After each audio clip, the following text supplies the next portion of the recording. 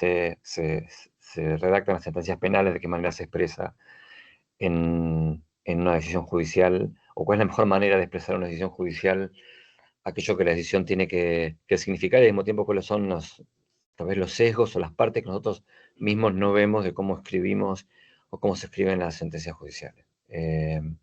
El, Son un total de 23 filminas. Vamos a empezar entonces ahora con la primera.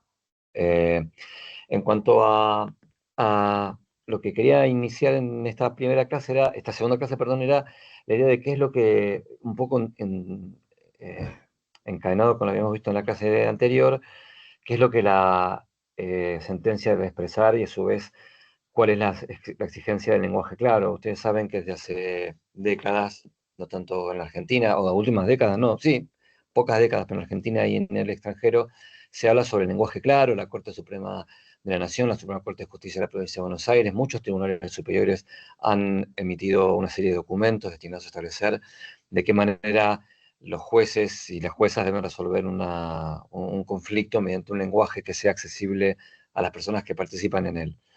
Habíamos mencionado la vez anterior de qué manera ciertas ciencias como la filosofía o la física o la matemática no requiere de un lenguaje claro, o no requiere necesariamente la matemática, si se quiere, o la música de un lenguaje claro, porque en realidad tiene que ver con una manera de abordar ese tipo de arte o ciencia, depende de cada caso, mediante su propio lenguaje que no puede ser transportado a otro. Eh, yo no me acuerdo si conté aquí, perdón si soy repetitivo, está el famoso ejemplo de Einstein con la teoría de la relatividad, eh, que lo traigo ahora aquí de nuevo por si no lo había dicho, que es cuando él en un momento le piden que explique la teoría de la relatividad. Entonces él explica con todas las complejidades propias de la física que manejaba en ese momento, y la persona que le preguntó sobre la teoría de la relatividad le dice, no lo entiendo. Entonces ahí te dice, bueno, ahora para que lo pueda entender un poco mejor, vamos a simplificar estos puntos y tal vez un ejemplo parecido, que es esta otra cosa, esta otra forma, para ver si puedo entender. Y la persona dice, no, pero sigo sin entender el ejemplo. Entonces Einstein dice, bueno, vamos a tratar de simplificarlo en esta parte, donde usted se imagina que viaja en un tren y el tiempo en el que una pelota se lanza y la velocidad a lo largo del trayecto del tren. La persona no entiende hasta que finalmente le simplifica el ejemplo y la persona dice, bueno, ya lo entendí. Y Einstein dice, sí, lo que pasa es que esto ya no es la teoría de la relatividad. Que es como una idea de qué manera expreso algo que es complejo de una manera simple, pero a su vez sin que la simpleza lo que haga es le quite a aquello que estoy resolviendo su propia complejidad. Si estamos resolviendo una causa a lo mejor no nos va a tocar en provincia de Buenos Aires, pero sobre contrabando, por ejemplo, o sobre cuestiones penales cambiarias, o problemas tributarios, es altamente probable que resulte muy difícil convertirlo esto en lenguaje claro.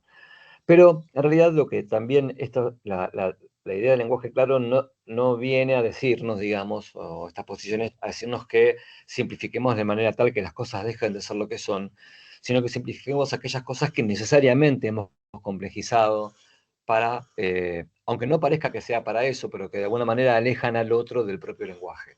Todos creo que es Pierre Bourdieu el que habla del hábitus y del campus, como en diferentes especialidades cada uno va creando, y sobre todo en el derecho, su propia jerga, su propia forma de expresarse, y esto también lo hace el derecho. El problema es justamente cuando el derecho lo hace para alejarse de las personas a las que viene dirigida, probablemente en ciertos ejercicios de la profesión, para quien tiene que acceder a esta profesión no pueda entender aquello que solo un especialista puede poner en palabras, ¿no? Hay un caso bíblico muy conocido, que es el caso Shibboleth, y que tiene algo parecido en Latinoamérica, lo llamó la guerra del perejil. El Shibboleth es una palabra que no me acuerdo en qué momento, qué tribu judía del Antiguo Testamento está en guerra con otro pueblo, y para saber quién pertenece al pueblo o no pertenece al pueblo, les hacen decir la palabra Shibboleth. Y quien la pronunciaba de una manera especialmente distinta eran porque eran del otro pueblo y en esa guerra los mataban. Algo parecido pasó con la guerra del perejil, no sé en qué lugar de Centroamérica, donde se dice que no sé si en un momento de venganza de un grupo hacia otro, la palabra perejil, que creo que eran francoparlantes, decir la palabra perejil importaba que uno pertenecía a un pueblo o pertenecía a otro. Entonces, todo esto, ¿por qué lo digo? Porque tenemos formas propias de hablar, tenemos formas propias de hablar que son naturales, tenemos formas de hablar que son artificiosas, y tenemos formas de hablar que parecen estar construidas para que el otro no entienda. Pero lo peor de esto es que a veces no nos damos cuenta que esto es así. Tomamos las notificaciones, ¿no? Nosotros, digamos, hay algunos trabajos, yo ahora esto no lo traje, no me di cuenta, no lo traje para la clase de hoy, que ponen de manifiesto de qué manera las notificaciones con obligaciones especiales impuestas a la persona en una causa penal, por ejemplo, son mucho más eficientes cuando a la persona se le dice oralmente, en el estado judiciales, por ejemplo, cuáles son las obligaciones especiales que se les anotan en un papel y se les va marcando cada una que significan. Absolutamente distinta a una notificación que un policía le hace firmar en una comisaría para que entienda qué es lo que tiene que hacer. El efecto de esto, el lenguaje de esta notificación, por ejemplo, tiene que ver con, no solo entonces con las palabras que se dicen, sino de qué manera las expreso y las hago llegar al otro.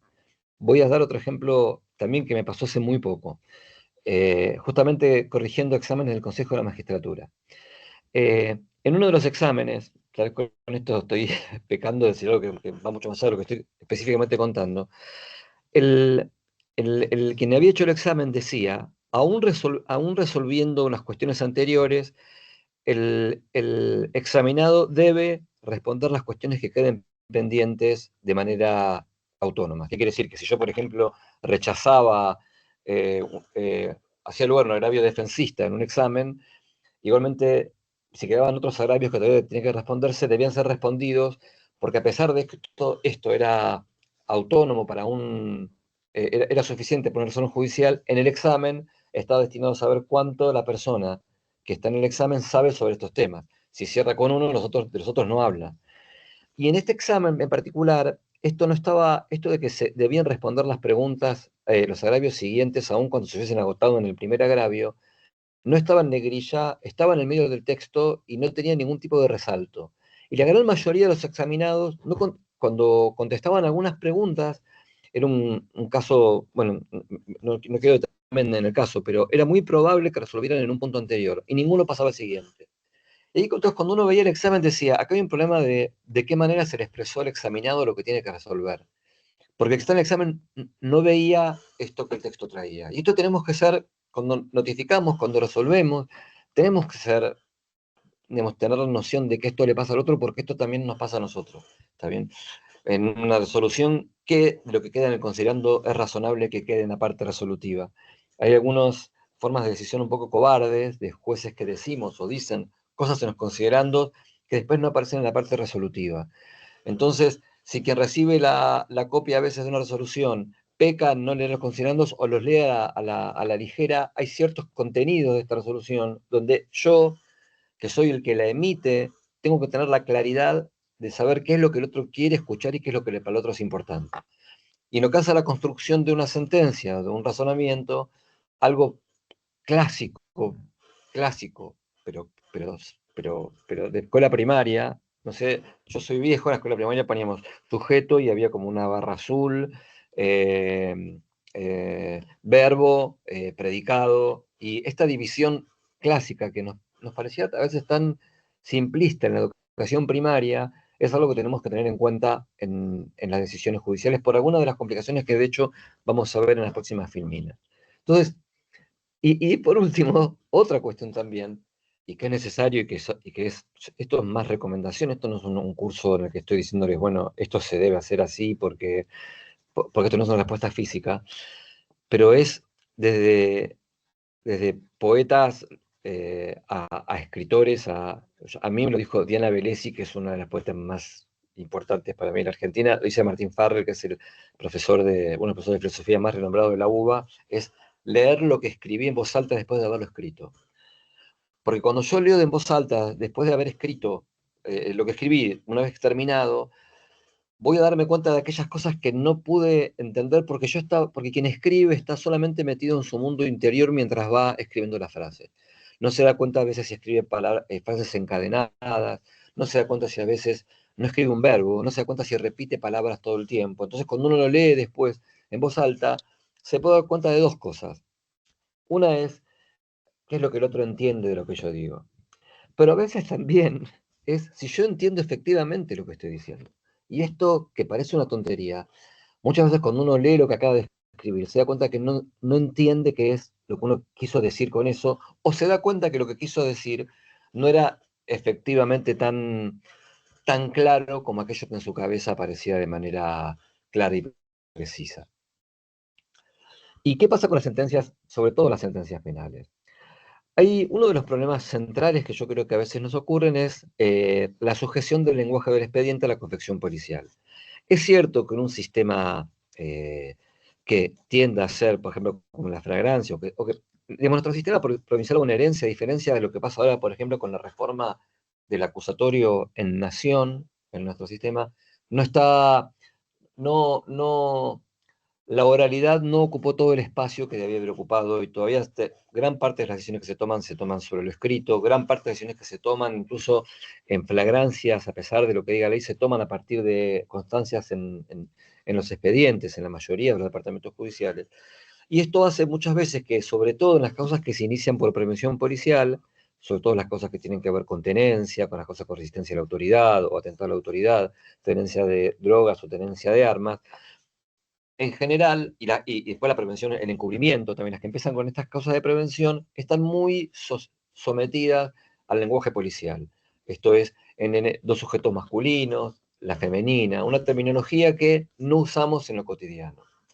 Y es cierto que si yo en lo cotidiano dijera dos chabones, no puedo poner una sentencia judicial. Es cierto que no decimos dos sujetos masculinos, pues dos individuos, no decimos la femenina, decimos la mujer. No decimos procedí a buscar las cosas, sino que las busqué, y cuestiones por el estilo. Entonces, me parece que uno de los principales focos que tenemos que encender en cuanto a alertas es en la importancia del lenguaje, es de qué manera expresamos lo que decimos y de qué manera lo que expresamos no está sometido a la expresión de un suboficial de la policía, o un oficial de la policía, lo digo con el mayor de los respetos, pero que después se apoderan del lenguaje del litigio. Otra cuestión que tiene que ver también con las sentencias penales y de redacción tiene que ver las derivaciones del acusatorio. Esto es, cuando yo tengo un acusatorio mucho más fuerte y un mayor sometimiento de los jueces al litigio de las partes, aquello que los jueces pueden decir es mucho menor que lo que dicen un inquisitivo, porque el inquisitivo tiene el imperio sobre todo el proceso. En el acusatorio lo que pasa es que fijado el litigio mediante palabras, a veces nos resulta un corset demasiado simplista, y demasiado rígido el sostener el litigio solo a partir de narraciones de las cuales no podemos dividirnos de esas palabras. Pasa sobre todo con la manera en que se describen los hechos en una requisito de elevación a juicio, o una prisión preventiva, o después en una acusación, en un debate, donde aquello que forma parte aquello que es la acusación es el acta con el que se inició a veces una causa penal, ¿no?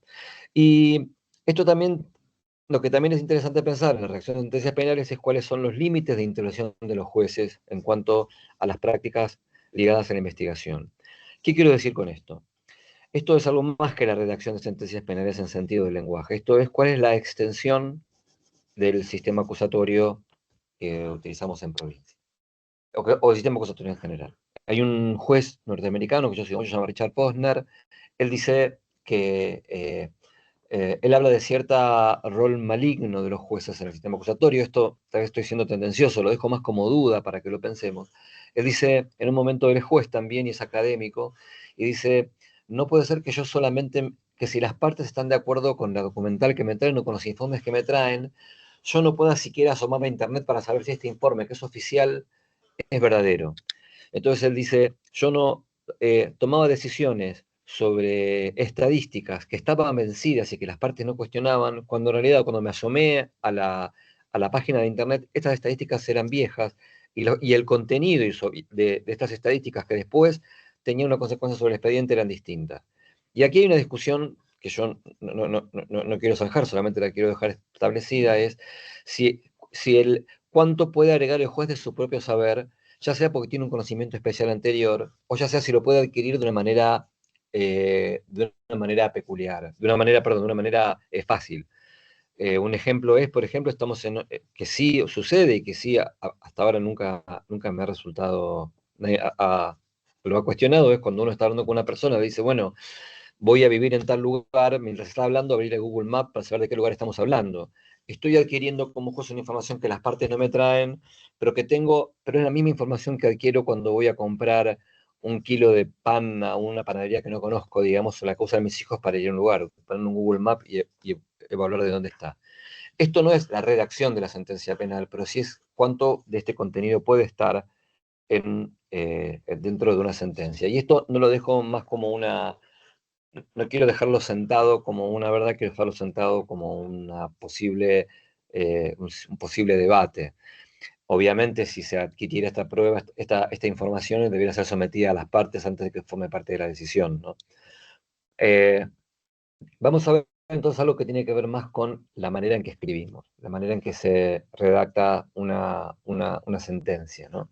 Esto es, en primer lugar, la sentencia debe ser autosuficiente. Esto que es tan importante para nosotros, pero no se encuentra con que eh, por ejemplo, a pesar de que la Corte remite al dictamen del procurador, prohíbe que los jueces remitan al dictamen para tomar una decisión, digamos. Entonces, la decisión tiene que establecer si se juzga un hecho, cuál es el hecho, tiene que tener una estructura y un diseño que me permita entender. Esto del diseño es casi parecido a la estructura, pero si quiere más visual. De qué manera yo construyo un razonamiento que al otro que se autosatisfaga, por ejemplo, ¿no? Es evidente que cuando palabras más vagas se utilice, va a ser menos satisfactorio. Esto es lo que pasa cuando uno dice, por ejemplo, que lo vamos a ver en los culposos, incumplió un deber objetivo de cuidado y no se dice cuál. Cuando se dice no tenía el control debido del automóvil, pero no se sabe qué es lo que ocurrió, no se sabe si pasó en luz roja, no se sabe si hay exceso de velocidad. Y después con los problemas que tenemos, que cuando estos deberes de cuidado son complementarios o parecidos. Esto es exceso de velocidad y no mantener distancia de frenado, que a veces aparecen como formas distintas o como formas complementarias de de un mismo incumplimiento de un deber de cuidado, ¿no? Y y en lo que tiene que ver con los problemas usuales más de forma, podemos ver, por ejemplo, a veces lo que aparece en muchas sentencias son confusos el abonamiento de los considerandos. Esto es cuando hay el famoso que todos de nosotros en tribunales los vimos, las decisiones, los escritos judiciales que no tienen punto y aparte, los escritos judiciales que una oración dura todo un párrafo que ocupa más o menos una hoja. A veces yo creo que hay cierto mito de ciertos fiscales y ciertos jueces, donde pareciera que la redacción de un hecho y la explicación de lo que el hecho es, del hecho que va a ser calificado como tipo penal, no puede tener punto. Entonces, hay una serie de gerundios y frases encadenadas porque en el momento en que iba al lugar, cuando procede a buscar a la persona que en ese momento estaba jugando con otra persona que en ese momento lo miraba, cuando apareció entonces la mujer y él en su condición de varón que ejerciendo, y entonces las frases, uno no sabe dónde respirar y no sabe dónde terminar, y cuando termina sabe que pasaron cosas, pero no sabe. Hay una frase de Borges muy linda sobre la literatura de Faulkner que dice, uno a veces lo lee, no sabe lo que está pasando, pero sabe que lo que pasa es terrible. Entonces a veces pasa con estas decisiones donde uno va encadenando, va tomando, va mirando y va buscando la posibilidad o sabe que hay, entiende de qué se trata, pero lo tiene que leer muchas veces o tiene que pararse para respirar. A veces sobre abundancia de referencias innecesarias, que tiene que ver también a veces con la seguridad. Esto también es muy difícil en la redacción de sentencias. A veces que una sentencia tal vez resulta, parezco que nada me conforma, pero es cierto que a veces una sentencia requiere de tanta claridad que la repetición de una palabra me asegura que no estoy cayendo en una ambigüedad o en una vaguedad o en una duplicación o amplificación de un sentido. Entonces necesito volver a la palabra que utilizaba, que en términos literarios resulta mucho más artificioso, pero a veces es mucho más claro en el momento de tomar una decisión. Y después esto que las cláusulas subordinadas, que tiene que ver con lo que es encadenamientos, de qué manera las decisiones muchas veces lo que hacen es extenderse en una forma de lenguaje que lo que hace es enlentecer la posibilidad de comprensión. Entonces, antes de pasar a algunos ejemplos que vamos a ver más adelante, es cuáles son las cuestiones que uno observa que con relación al lenguaje claro traen las decisiones judiciales. Primero, una cuestión central, la diferencia entre cuando esta disposición se hace vía oral, que es ya la redacción, de qué manera se expresa y de qué manera se escribe. cada uno de nosotros debiera fortalecer aquella parte que le es más difícil. Si nos cuesta hablar, tendríamos que tener un curso de oratoria, si se quiere, tenemos que poder explicar aquello que decimos, porque la verdad que es una práctica. Entonces, quien tiene alguna poca práctica en poder expresarse debiera simplemente practicar o fortalecer nuestra escritura, si es que esto es lo que está apareciendo como algo que no nos está saliendo, digamos, algo que no está cuajando. Entonces, por un lado, este problema, esta cuestión. Lenguaje empático, hay un texto que creo que es de la Corte de Provincias sobre la diferencia entre lenguaje empático y lenguaje claro. El lenguaje empático es el que se acerca a la persona a la cual intenta de alguna manera, la empatía es ponerse en el lugar del otro. ¿Sí? Entonces, si se quiere, uno puede pensar que la empatía como posición inicial para que yo pueda comprender qué es lo que el otro va a entender con lo que le voy a decir, parece como una precondición de lenguaje claro. Mi lenguaje es claro para que el otro, desde lo que el otro es o sabe o maneja, pueda entender lo que le estoy diciendo, ¿no? Pero no significa una empatía de unirme en el sentimiento del otro, no implica acompañarlo en el otro sentimiento, porque esto es algo que no solo que no podemos hacer, sino que en un litigio donde hay partes distintas, la empatía con cada uno tal vez puede ser difícil, y la empatía con uno puede ser parcialidad. Entonces tiene que ver con la idea de que la empatía es la posibilidad de ponerme en el lugar del otro, pero usar un lenguaje claro para que el otro pueda entender lo que le digo, sin una simplificación artificial.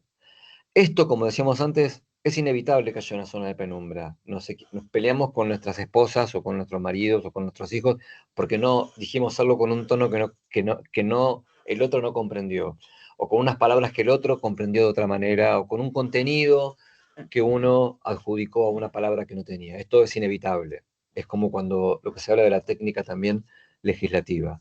Las leyes están hechas con lenguajes naturales, tienen vaguedades y ambigüedades, pero que las tengan no quiere decir que una técnica mejor al menos no elimine aquello que traería un conflicto innecesario, un conflicto de sobra.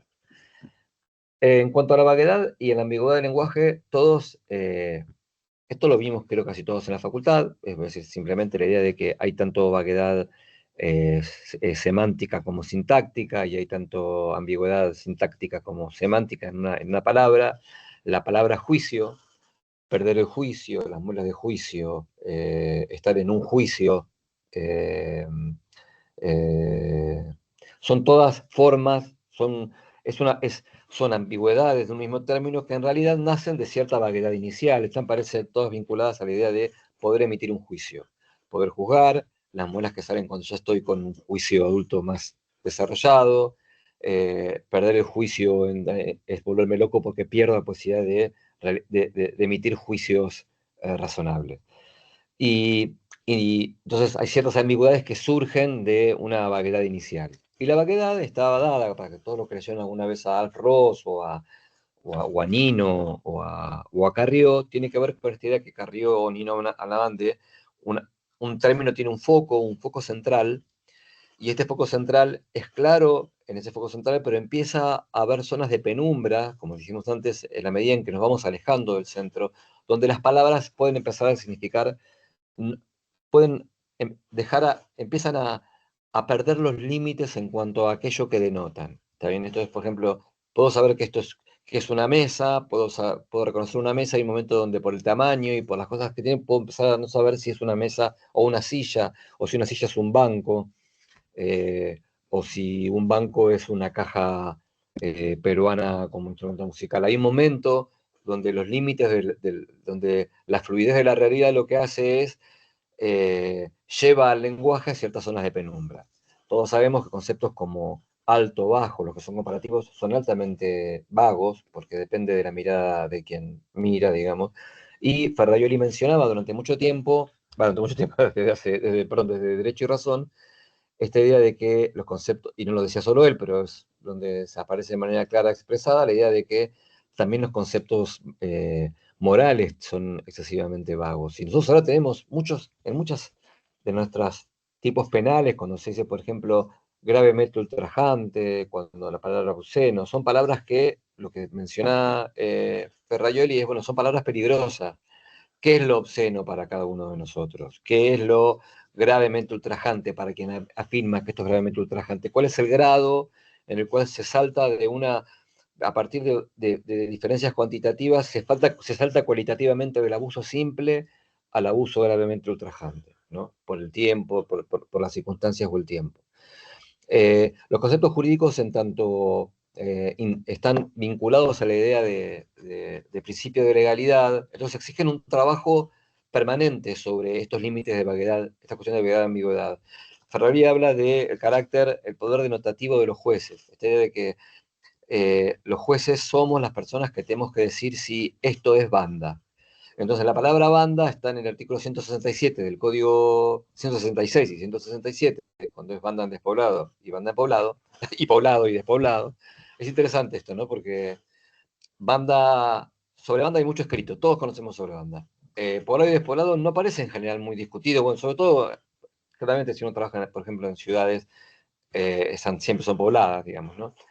Pero lo que dice Freire es, bueno, eh, el trabajo de las partes es tratar de modificar, presentar como diferentes el contenido de las palabras, y el juez es el que tiene que decir, no, esta palabra significa esto. Esto que la defensa dice que no es banda porque no es asociación ilícita, y esto que la fiscalía dice que es banda porque hay una comunión de voluntades de tres o más personas en la comisión del delito, tiene que ser, está definido por el juez. Él es el que dice, él, y después la Cámara dirá otra cosa y la Corte dirá otra cosa. ¿Está bien? Y a su vez es una interpretación que tiene que ver con el contenido de la palabra y después con el contenido sistemático de la palabra. Esto quiere decir, a ver, ¿dónde se usa la palabra banda? Entonces están quienes dicen la banda se utiliza también en la idea de asociación ilícita, por eso es asociación ilícita. Después están quienes dicen la banda no ingresa en el robo calificado cuando es solo con fuerza en las cosas, porque la banda agrava en la medida en que aumenta la vulnerabilidad que siente la persona en el momento de la violencia física. Bueno, otra cosa interesante en el Código Penal, nosotros leemos el 164 siempre que dice fuerza física en las cosas, no, fuerza en las cosas o violencia física en las personas, violencia física. Y violencia física en las personas significa violencia física. Sin embargo, cuando uno le dice a otro, dame tu billetera o te rompo la cara, esto que es violencia, no es violencia física, que es violencia moral, para decirlo en términos antiguos, sin embargo, le equiparamos a violencia física, que no es lo que dice el texto legal. Las prácticas han llevado a que, de manera indudable, González Roura creo que era uno de los que criticaban esto, hay un texto de Schiavo también donde él dice, estamos diciendo violencia física a lo que no es violencia física. Sin embargo, el robo con armas, si no hay golpes, no sería robo porque faltaría la figura básica, que es aquello que hace que exista la violencia física. Entonces, súper interesante esto que estamos viendo, al menos para mí, es cómo definimos vehículo, cómo definimos animal doméstico, cómo definimos banda, cómo definimos arma. Amenazar con un arma, la amenaza parece que no requiere que el arma esté cargada y hasta las modificaciones del 166 eh, eh, por ejemplo, portar un arma requiere que esté en condiciones eh, de inmediato uso. Entonces, ¿de qué manera las palabras por un lado en el derecho deberían tener el mismo significado dentro de todo el sistema, pero a su vez en cómo en las diferentes prohibiciones vamos construyendo conceptos que tienen un- una, una espesura y un contenido diferente. La Corte tiene dicho, cuando habla de interpretación, que la primera línea de interpretación es la gramática, lo que la ley dice, pero también tiene una variante, que es cuando hay un contenido, cuando la palabra tiene un contenido jurídico, se debe también velar por responder a ese contenido jurídico. Fuera de eso, lo que viene ahora es lo otro, es frases arcaicas y barrocas, frases inusuales, latinismos, extensiones inadecuadas, citas, por ejemplo. Es imposible que hoy uno no lea una decisión sobre nulidad que primero diga, la nulidad solamente corresponde si causa perjuicio, no se debe cargar la nulidad por la nulidad misma, la nulidad no debe ser, no se debe entender, es un exceso de ritual declarar la nulidad por actos que no implican algún perjuicio para las partes. Y esto aparece en casi toda decisión que hable sobre nulidad, aunque no sea necesaria, digamos. Aparece también la idea de que, y después ¿cómo definimos los jueces a veces? Solo tiene que demostrar cuál es el agravio. Entonces, por ejemplo, la defensa dice, no puede controlar la pericia. Bueno, ¿cuál es el agravio? Bueno, no lo sé, tiene que decir la defensa, porque no lo puede controlar. No puedo decir qué es lo que pasó en la pericia. Yo tenía que haber estado ahí para ver lo que pasaba. Entonces, también cómo definimos agravio. Lo que quiero decir es que hay algo en el lenguaje, tanto en el lenguaje claro, como también en la explicación, aunque no sea clara, o aunque sean conceptos jurídicos, de por qué estamos diciendo lo que decimos, que requiere de cierta sinceridad. Porque con sinceridad falta la manera de pensar el gravamen irreparable, la manera de pensar que una persona tiene agravio, la manera de pensar que algo es nulo, empieza a ser un modelo elástico en el cual se me acomoda para cada situación, como diría eh, Groucho Marx, estos son mis principios, si no le gusta tengo otros. Bueno, aquí esto es nulo, pero aquí no lo es, aunque sea lo mismo. Aquí hay gravamen irreparable y aquí no hay gravamen irreparable. Entonces, ¿de qué manera podemos no mentirnos a nosotros mismos en el ejercicio de una profesión que lo que requiere justamente es de un lenguaje claro? Y en cuanto a la ambigüedad, acá está el famoso dibujos ambiguos, si esto es una liebre o es un pato, digamos, o una gaviota, más que un pato. La cuestión es, por ejemplo, cuando hay ambigüedades sintácticas. El hecho es, está prohibido entrar al salón con pantalones cortos y zapatillas o remera musculosa. ¿Es con pantalones cortos y zapatillas o remera? ¿Es con pantalones cortos y zapatillas o con remera? Esto es el típico, la típica descripción en una clase, si se quiere, no diría filosofía analítica del lenguaje, sobre la ambigüedad. Nosotros tenemos aquí el artículo 34 del Código Penal, ¿no? El que no haya podido en el momento del hecho, ya sea por insuficiencias de facultades, por alteraciones morbosas de las mismas, o por su estado de inconsciencia, error e ignorancia de hecho no imputables, comprender la criminalidad del acto o dirigir sus acciones. Esto es, por ejemplo, había una vieja discusión sobre estado de inconsciencia, error e ignorancia de hecho no imputables. Si de hecho no imputable era la ignorancia y el error, la ignorancia, el error y la inconsciencia, si la inconsciencia es absoluta o no, ya que en un caso lo que limita es no hay acción y en otro lo que se trataría, según aparece acá como culpabilidad, es la grave perturbación de conciencia, pero no la inconsciencia absoluta. Entonces aquí tenemos algún grado de ambigüedad que hace también, lo hablamos creo que la vez anterior, el artículo 34 dice primero, para algunos es fuente del concepto de dolo y para otros el 42. Y para quien cree que es fuente del concepto de dolo, pone el acento en el dolo como conocimiento, es el error, ignorancia de hecho no imputable, excluyen el dolo. Y para quien pone tal vez el acento en la voluntariedad del dolo, es el fin de cometer un delito del 42. Y después aparecen ambigüedades en las escrituras, no las sagradas, que también tienen ambigüedades, sino la manera en que contamos, ¿no? El deponente caminaba con su hermano cuando se acercó un vecino que conoce como Pedro, acompañado por un desconocido, que Pedro lo atacó y el desconocido bueno, le asestó un golpe en el pecho. El que Pedro lo atacó, ¿a quién? ¿Al deponente o a su hermano? Y el desconocido le asestó un golpe en el pecho, ¿a quién? Hay formas de establecer, sobre todo cuando se pasa a tercera persona, la manera en que se escribe, cuando se transcribe una manera de hablar que no se corresponde con el habla de quien está hablando, sino con la manera de quien escribe, que trae este tipo de problemas. Vamos a ver acá un ejemplo de descripción de encadenadas y gerundios y ques que permiten pensar aquello que estamos viendo y que está sacado de un expediente judicial. Este es un caso de violencia de género, ¿no?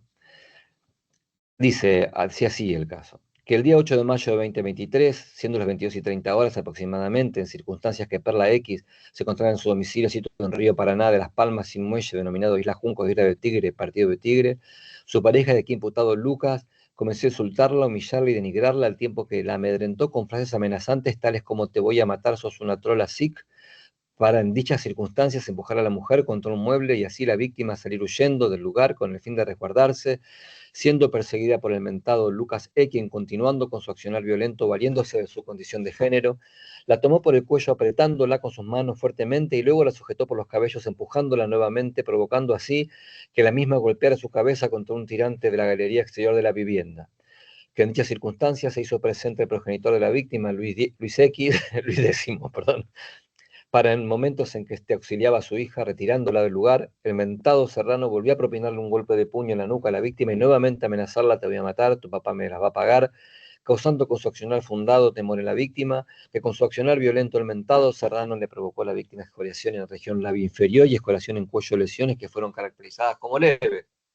Esto es una descripción de un hecho, no digo que todos sean así, pero que no es extraño ver en un expediente judicial, ¿no? Una cosa que se puede ver es que, por ejemplo, que no sabemos, esto es, nosotros escribimos, ¿no? Escribimos, nos dedicamos a escribir. Es cierto que en la realidad no, pero en lo que tiene que ver con la parte de escribir, nuestro trabajo es estar en una máquina, en una computadora escribiendo, es ver casos, es copiar y pegar a veces para ver lo que es un testigo, esto creo que lo hablamos la vez pasada. El copiar y pegar es una seria dificultad porque a veces no nos permite siquiera, tenemos dos problemas con el copiar y pegar en una sentencia. Si queremos copiar y pegar lo que un expediente judicial dice dos testigos, que a su vez fue uno copiado y pegado del otro, en la sentencia vamos a tener un copiado y pegado de dos cosas que son exactamente las mismas y que fueron exactamente las mismas puestas en el expediente porque fueron copiados y no lo que los testigos decían, ¿no? Pero lo que cuando citamos textual no sabemos si hay que poner comillas, si hay que poner comillas y cursivas, si hay que poner comillas cursivas y SIC. Entonces, a veces ponemos SIC, como se ve acá, y a veces no ponemos SIC. A veces ponemos cursiva, a veces no ponemos cursiva y solo ponemos eh, eh, comillas, y cuando ponemos comillas no sabemos cómo cerrar con una sola comilla. Acá, por ejemplo, hay una sola comilla por dentro porque las comillas dobles están por fuera del texto, ¿no? Y si lo vemos siendo, huyendo, siendo, continuando, valiéndose, apretándola, empujándola, retirándola, causando, esto es el típico, el gerundio es lo que ocurre mientras ocurre otra cosa. Entonces, acá cuando dice, por ejemplo, quien Lucas continuando con su accionar violento, valiéndose de su condición de género, está diciendo que esto pasó después, que después hizo tal cosa, pero el gerundio nos gusta tanto a los judiciales, tanto, que no podemos no decirlo, no podemos no gerundiar, digamos, ¿no? Entonces, y después, y recurrir también, a veces por temor a que esto, por otro lado, pueda significar una no descripción del tipo, ¿no? Le pega contra, la agarra a los cabezos, la empuja, le dice te voy a matar, y tenemos que decir que su accionar le causó un fundado temor a la víctima, porque de esa manera el que lee sabe que estos son amenazas y que las amenazas esto no es una amenaza que no le dio temor, porque entonces podría no ser típica. Entonces, para hacer todas esas explicaciones, lo que hacemos es escribimos el texto en función de nuestras necesidades, pero a su vez con un formato y una calidad de muy baja calidad idiomática, para decirlo de una manera. ¿Está bien? Eh, Todos sabemos que si esto se trata de amenazas, voy a decir fundado temor en la víctima. Si esto es violencia de género, dice, algunos ponen valiéndose de su condición de género. Esto se observa mucho en algunos, esto a veces depende de cada departamento judicial. Valerse de la condición de género. Supongo que yo digo que Alberto le pega a la mujer todas las noches cuando llega a trabajar.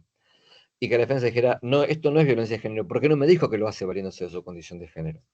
Es realmente, es cierto que a veces tememos que otro diga otra cosa, pero me parece que en algún punto nuestro propio temor a que en la manera en que tipificamos o describimos quede insuficiente, nos va encerrando en esta especie de loop, de loop o de laberinto o de espiral de que nos cuesta salir.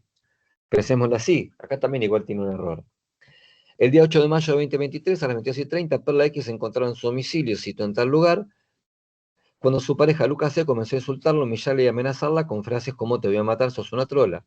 Luego Lucas C. la empujó contra un mueble, ella intentó huir, pero él la tomó del cuello con fuerza, la sujetó por los cabellos y empujó su cabeza que dio contra un tirante de la galería exterior de la vivienda. Se hizo presente Lucas X, padre de Perla, para auxiliar y retirarla, pero Lucas C. le pegó a Perla un golpe de puño en la nuca y la amenazó diciéndole, te voy a matar, tu papá me las va a pagar. Perla, bueno, acá me equivoqué, X sufrió desde ello lesiones leves consistentes en una escoriación en región labio inferior y una escoriación en el cuello. Incluso podría ser menor, con lesiones leves en el labio y en el cuello. Pero lo que tenemos es la posibilidad de poder escribirlo como lo hablamos, pero no como lo hablamos para que esto sea nada y sea inútil y sea, digamos, y sea pueril, como hablamos para que se pueda entender, digamos. Después cosas mínimas, esto más parece, perdón que lo agregué, parece más de Maestro Ciruela. Hay algunas constantes que se ven en la manera que escribimos. Cada vez que pasamos al pasado un verbo, después se dice estuviera, o dice, le dijo que esté, solicitó que resuelva, no, solicitó que resolviera, le dijo que estuviera, le contó que había ido. Después se dio cuenta de que el dequeísmo, que es otro problema grave que tenemos, que no sabemos cuándo poner el de y cuándo no. El mismo, esto es una tontería, esta femina es la femina tonta, pero primero decir, esto es un pequeño homenaje mínimo y que no tiene nada que ver con el derecho a Julio Mayer.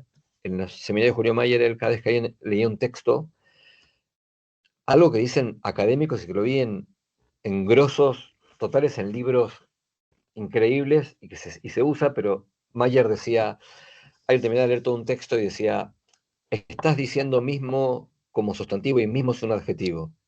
Entonces, una vez que uno lo ve, ya no lo puede soportar. Eh, Él mismo caminaba por la calle, entonces decimos, bueno, Juan estaba nervioso. Él mismo ese día había caminado por la calle y mismo eso es adjetivo, el mismo sujeto, la misma persona. Y solamente se usa para enfatizar. Él mismo me lo dijo, que tiene que ver con uso de énfasis. Pero si no, él mismo lo que nos trae es mucha recurrencia del tipo, con respecto a la libertad del sujeto, voy a disponer que no se le dé la libertad. Que es como una especie de, en vez de decir, no corresponde a la libertad de A, decimos con respecto a la libertad de A, adelanto, escribimos así, perdón.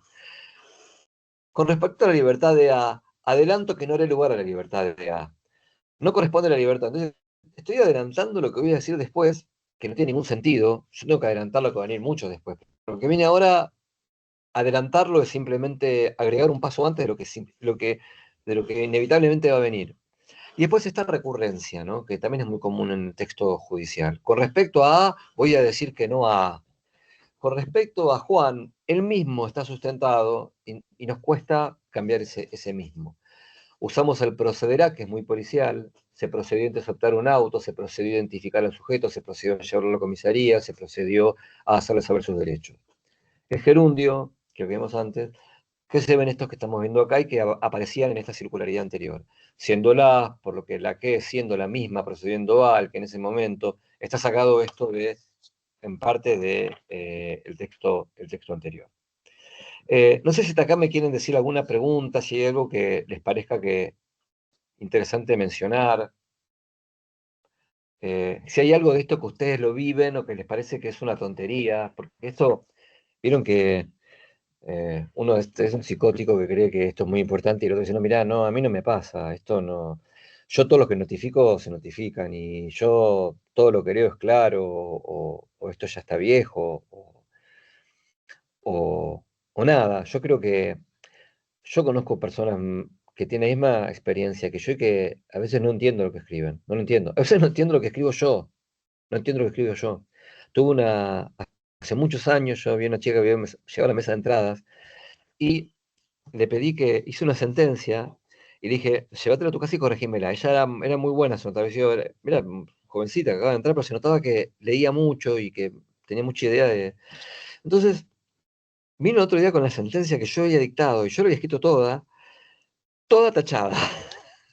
Ella me dijo, mi mamá me dijo, che, nena, no le hagas, esto está haciendo el juez, te va a echar. Y ella le dijo, bueno, él me pidió que lo corrigiera. Y me había corregido perfectamente un montón de cosas y en un momento yo había puesto que esto enervó el razonamiento. Ella me dice, ¿por qué puso enervó?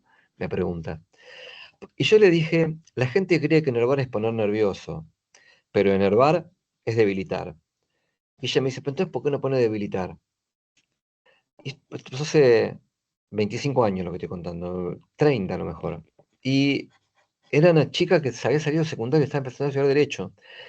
Y la impresión fue que, claro, yo que me las daba del sabiondo, que había escrito, que sabía escribir y que estaba en la academia, que yo de repente me encontraba con que me corregían incluso las maneras de numerar. Esto es, que si ella me decía, yo puedo poner puesto uno 2 3 pero algunos tenían título y otros no. Entonces me decían, no puede tener unos apartados título y otros no tener título. Y uno dirá, ¿por qué no pueden? porque esto es el diseño del texto. El que lee el texto, si uno cuando lee una sentencia larga y la sentencia no tiene divisiones, es ilegible, es ilegible. No digo que uno no puede leer una novela de 500 páginas que no tenga, porque las hay, el traductor de Nesdra, si no me equivoco, hay novelas que están escritas así, pero son novelas que tienen esta característica, digamos. Cuando un texto judicial no tiene divisiones, es muy difícil. Les doy otro ejemplo. Hay personas que están en un juicio oral, labran un acta, creo, no sé si dije la vez pasada.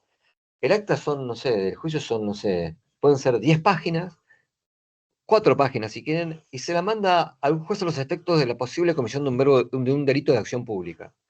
Y el juez que lo recibe tiene que leer todo el acta y descular en qué parte puede haber un encubrimiento o un falso testimonio, porque tampoco queda muy claro del acta. ¿Está bien?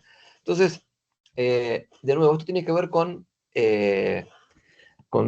reconocernos nuestras propias debilidades. Pero pregunté si alguien quería decir algo, si no sigo, sobre si son parte de su experiencia, si es una experiencia a lo mejor demasiado exigente de mi parte para con el lenguaje. Eh, pero si no preguntan, sigo. Espero 30 segundos, si les parece. Vamos a hacer. ¿Hay alguien que quiere decir algo? Vamos, vamos. Está No, no, bueno. soy yo. Lamento desilusionarte. ¿Cómo, cómo? No, era yo, digo. Y bueno, dale, charlemos, que nos miran. Mm, No, no, sí, sí, sí. Yo estaba. ¿Sabes qué se me ocurría? mm, También que pasa con esto que hablabas antes de cómo también utilizamos nosotros, a veces ambiguamente y hasta un poco cínicamente, las palabras, también los criterios, ¿viste? Cuando se revisan agravios, a veces se le achaca que el agravio es una mera repetición de lo que viene planteando en la anterior instancia. sí, Y esa es una respuesta muy habitual, ¿no? mm, En técnica, digamos, en estándar revisores, bueno, de suficiencia recursiva, le dicen, no, mire, el agravio es insuficiente porque usted lo único que hizo fue repetir lo mismo que le había planteado al juez anterior. Y a veces si el recurrente entonces se esfuerza por variar el argumento, ¿no? Pues se le ocurre algo diferente y le dice, no, no, pero ese criterio, ese agravio es extemporáneo porque es novedoso. Hay una variación argumental. Entonces, ¿viste? Digo, tenés las dos respuestas, como tu ejemplo de Marx me hizo acordar, de Groucho Marx me hizo mm. acordar, a veces hay una respuesta siempre en el bolsillo como para siempre decirle que no, ¿viste? Sí, sí, sí, sí. Bueno, a mí con los agravios me pasa lo siguiente. Cuando repito los agravios, lo que uno tiene que ver es qué dijo el juez de primera instancia. A lo mejor repite los agravios porque el juez no le contestó. Entonces, Claro, claro. el agravio es el mismo, pero y después cuando le contestó dijo no al lugar porque no causa gravamen y no dijo más nada. Entonces el tipo dice, bueno, pero yo te lo estoy diciendo. Es cierto que a veces tendría que decir y no me lo contestó, pero a veces uno le exige más al recurrente que al juez o a la jueza de donde viene la resolución, que tal vez fue mucho más parca, ¿no? Eh, Totalmente. sí. Sí, sí. Bueno, algo que me hace acordar yo, esto es una crítica a la Corte, que yo ahora, la verdad que no la vi tanto, pero me pasó mucho, tal vez esto nos sirva a todos los que estamos acá, porque lo que a mí me parece que a uno le sirve es reconocerse en ese lugar en el que uno pone al otro y que uno no se da cuenta que lo está poniendo en ese lugar cuando le habla de determinada manera. Ahora no lo hace, así que no estoy criticando una corte de ahora, o no lo veo ahora que pase. O sí pasa, pero mucho menos. En la época de la pandemia, los jueces recibíamos resoluciones de corte que dejaban sin efecto incisos de una resolución anterior que a su vez modificaban un inciso de un artículo de una resolución anterior. Entonces, cuando a uno le llegaba la nueva resolución, tenía que poner sobre todo el escritorio todas las soluciones anteriores para entender qué es lo que ésta modificaba de la anterior, que a su vez había cambiado la anterior en un contexto distinto sobre una decisión de otro tipo, digamos. Entonces esto generaba que a veces uno no estaba muy seguro qué es lo que tenía que hacer, pero porque el lenguaje utilizado era un lenguaje muy rebuscado por permanentes referencias a normativas anteriores que no eran normativa del artículo 79 del Código Penal, era normativa a un acuerdo y a un artículo de un acuerdo. Y eso es lo que uno a veces hace, por ejemplo, cuando notifica a alguien que no sabe derecho. Le envía notificaciones de articulados donde yo lo cuento siempre, yo lo conté la vez pasada, pero para mí fue la señora que trabaja en mi casa. Una vez el hijo tuvo un problema, no sé, creo que me pidió una excarcelación y estaba desesperada. Y cuando me dice, y me esperó que yo llegara a casa, que yo cuando me dice, me recibimos esto y no sé qué hacer, y después decía ¿cómo se llama? Que habían confirmado la excarcelación. Claro, pero nadie en la casa entendía de qué se trataba eso. Y no lo digo porque, desde un punto de vista clasista, la señora que trabajaba en mi casa, no lo entiende mi mamá y no lo entiende mi hermana, digamos. Eh, entonces uno dirá, bueno, ¿qué tengo que hacer entonces? ¿Convertirme en un pedagogo del derecho? No, de nuevo, es de qué manera me acerco al otro, porque, o me vengo del otro, toma, te mando esta resolución, anda a buscar los libros y a ver si la entendés. Que es en una época lo que, sobre todo, y ahora que lo pienso, también para la Corte habrá sido difícil ese momento de la pandemia, por lo que implicaba resolver en esos casos, por la urgencia pero, y a veces la escasez de recursos, o la forma más precaria en que trabajamos todos en nuestras casas, pero, pero bueno, esto también hacemos nosotros a veces con nuestras propias resoluciones, ¿no? O Sí, por sí, ejemplo, esa técnica es pésima, no sé de dónde viene, pero a mí me pasa exactamente lo mismo, ¿eh? Cuando veo ese tipo de resoluciones que remiten a la acordada y en el punto tanto de la acordada, me hace acordar también a cuando los proveídos, esto en todos los ámbitos del derecho, ¿no? Del juez que dice estese a lo sí, expuesto a fojas tanto, segundo párrafo de, ¿viste? O al sí, proveído de fecha tal, y vos tenés que estar yendo, parece que está la búsqueda del tesoro para encontrar ahí cuál es la decisión a la que está haciendo referencia o completar ahí el argumento de lo que te está diciendo.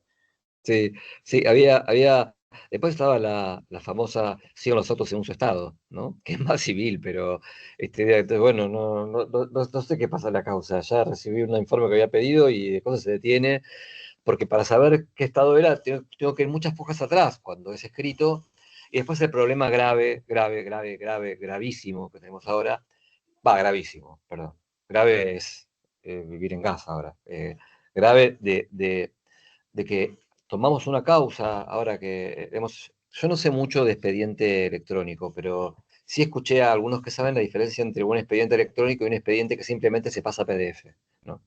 Entonces, hay yo creo que todavía nos falta cierta lógica de manejo de expediente virtual, porque en los expedientes muy largos tenemos dificultad para categorizar el contenido de lo que se va volcando a ese expediente virtual. Entonces, por ejemplo, a veces cuando uno tiene que buscar algo, solo ve informe, o solo ve actuación, entonces tiene que empezar a hacer un juego de razonamiento entre la fecha que recuerda que ocurrió, quién aparece como firmante, y si tiene un documento atachado, porque recuerda que no era lo que decía en el expediente, sino un documento que había sido agregado, y eso a veces es muy dificultoso en relación al ojeo de un libro o de un expediente, porque ahí uno tiene, el ojeo del expediente, a lo mejor soy viejo, genera todavía la sensación de que voy del pasado hacia el futuro y del futuro hacia el pasado. En cambio, la imagen virtual en la pantalla y la búsqueda a veces en un renglón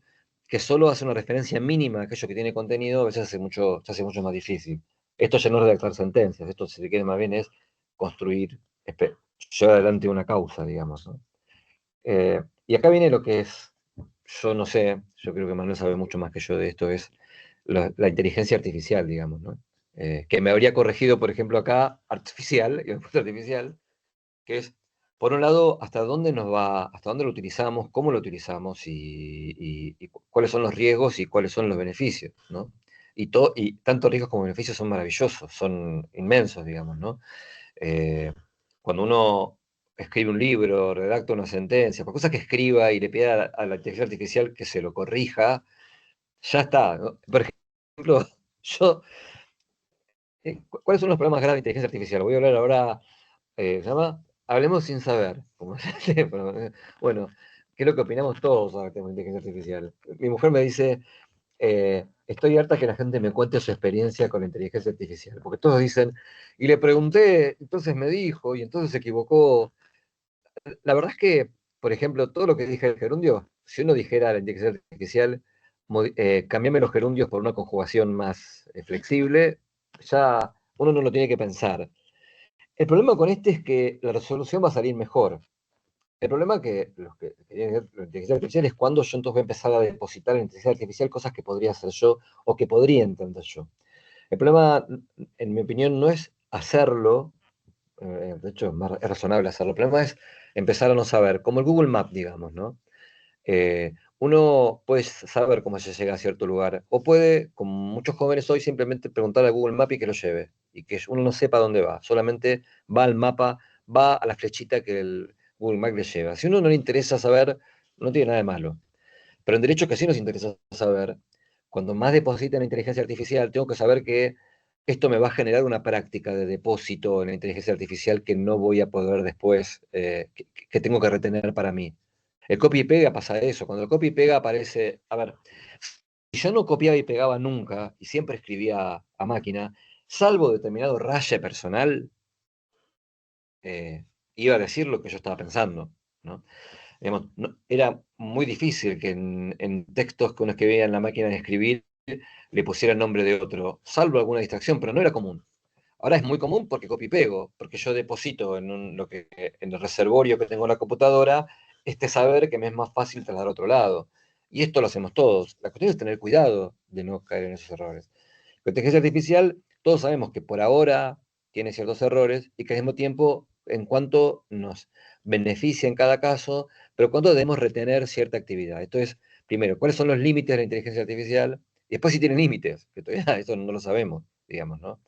Sí es muy útil para ordenar argumentos, sí es muy útil para corregir resoluciones, sí es muy útil para enriquecer el vocabulario, sí es muy útil para que uno le pregunte, por ejemplo, me equivoqué, digamos, hay algo en el razonamiento, yo esto no lo hice nunca, pero conozco a los que lo hacen, es hacer un razonamiento, incluso para textos académicos, incluir la inteligencia artificial para que le diga, tengo una falla lógica en lo que acabo de concluir, hay un error en este razonamiento que estoy llevando adelante. Y esto yo no puedo recomendar usarlo o no usarlo, pero está y no pasa por lo que uno quiera o no quiera, sino por lo que si uno después lo usa o no lo usa, ¿no?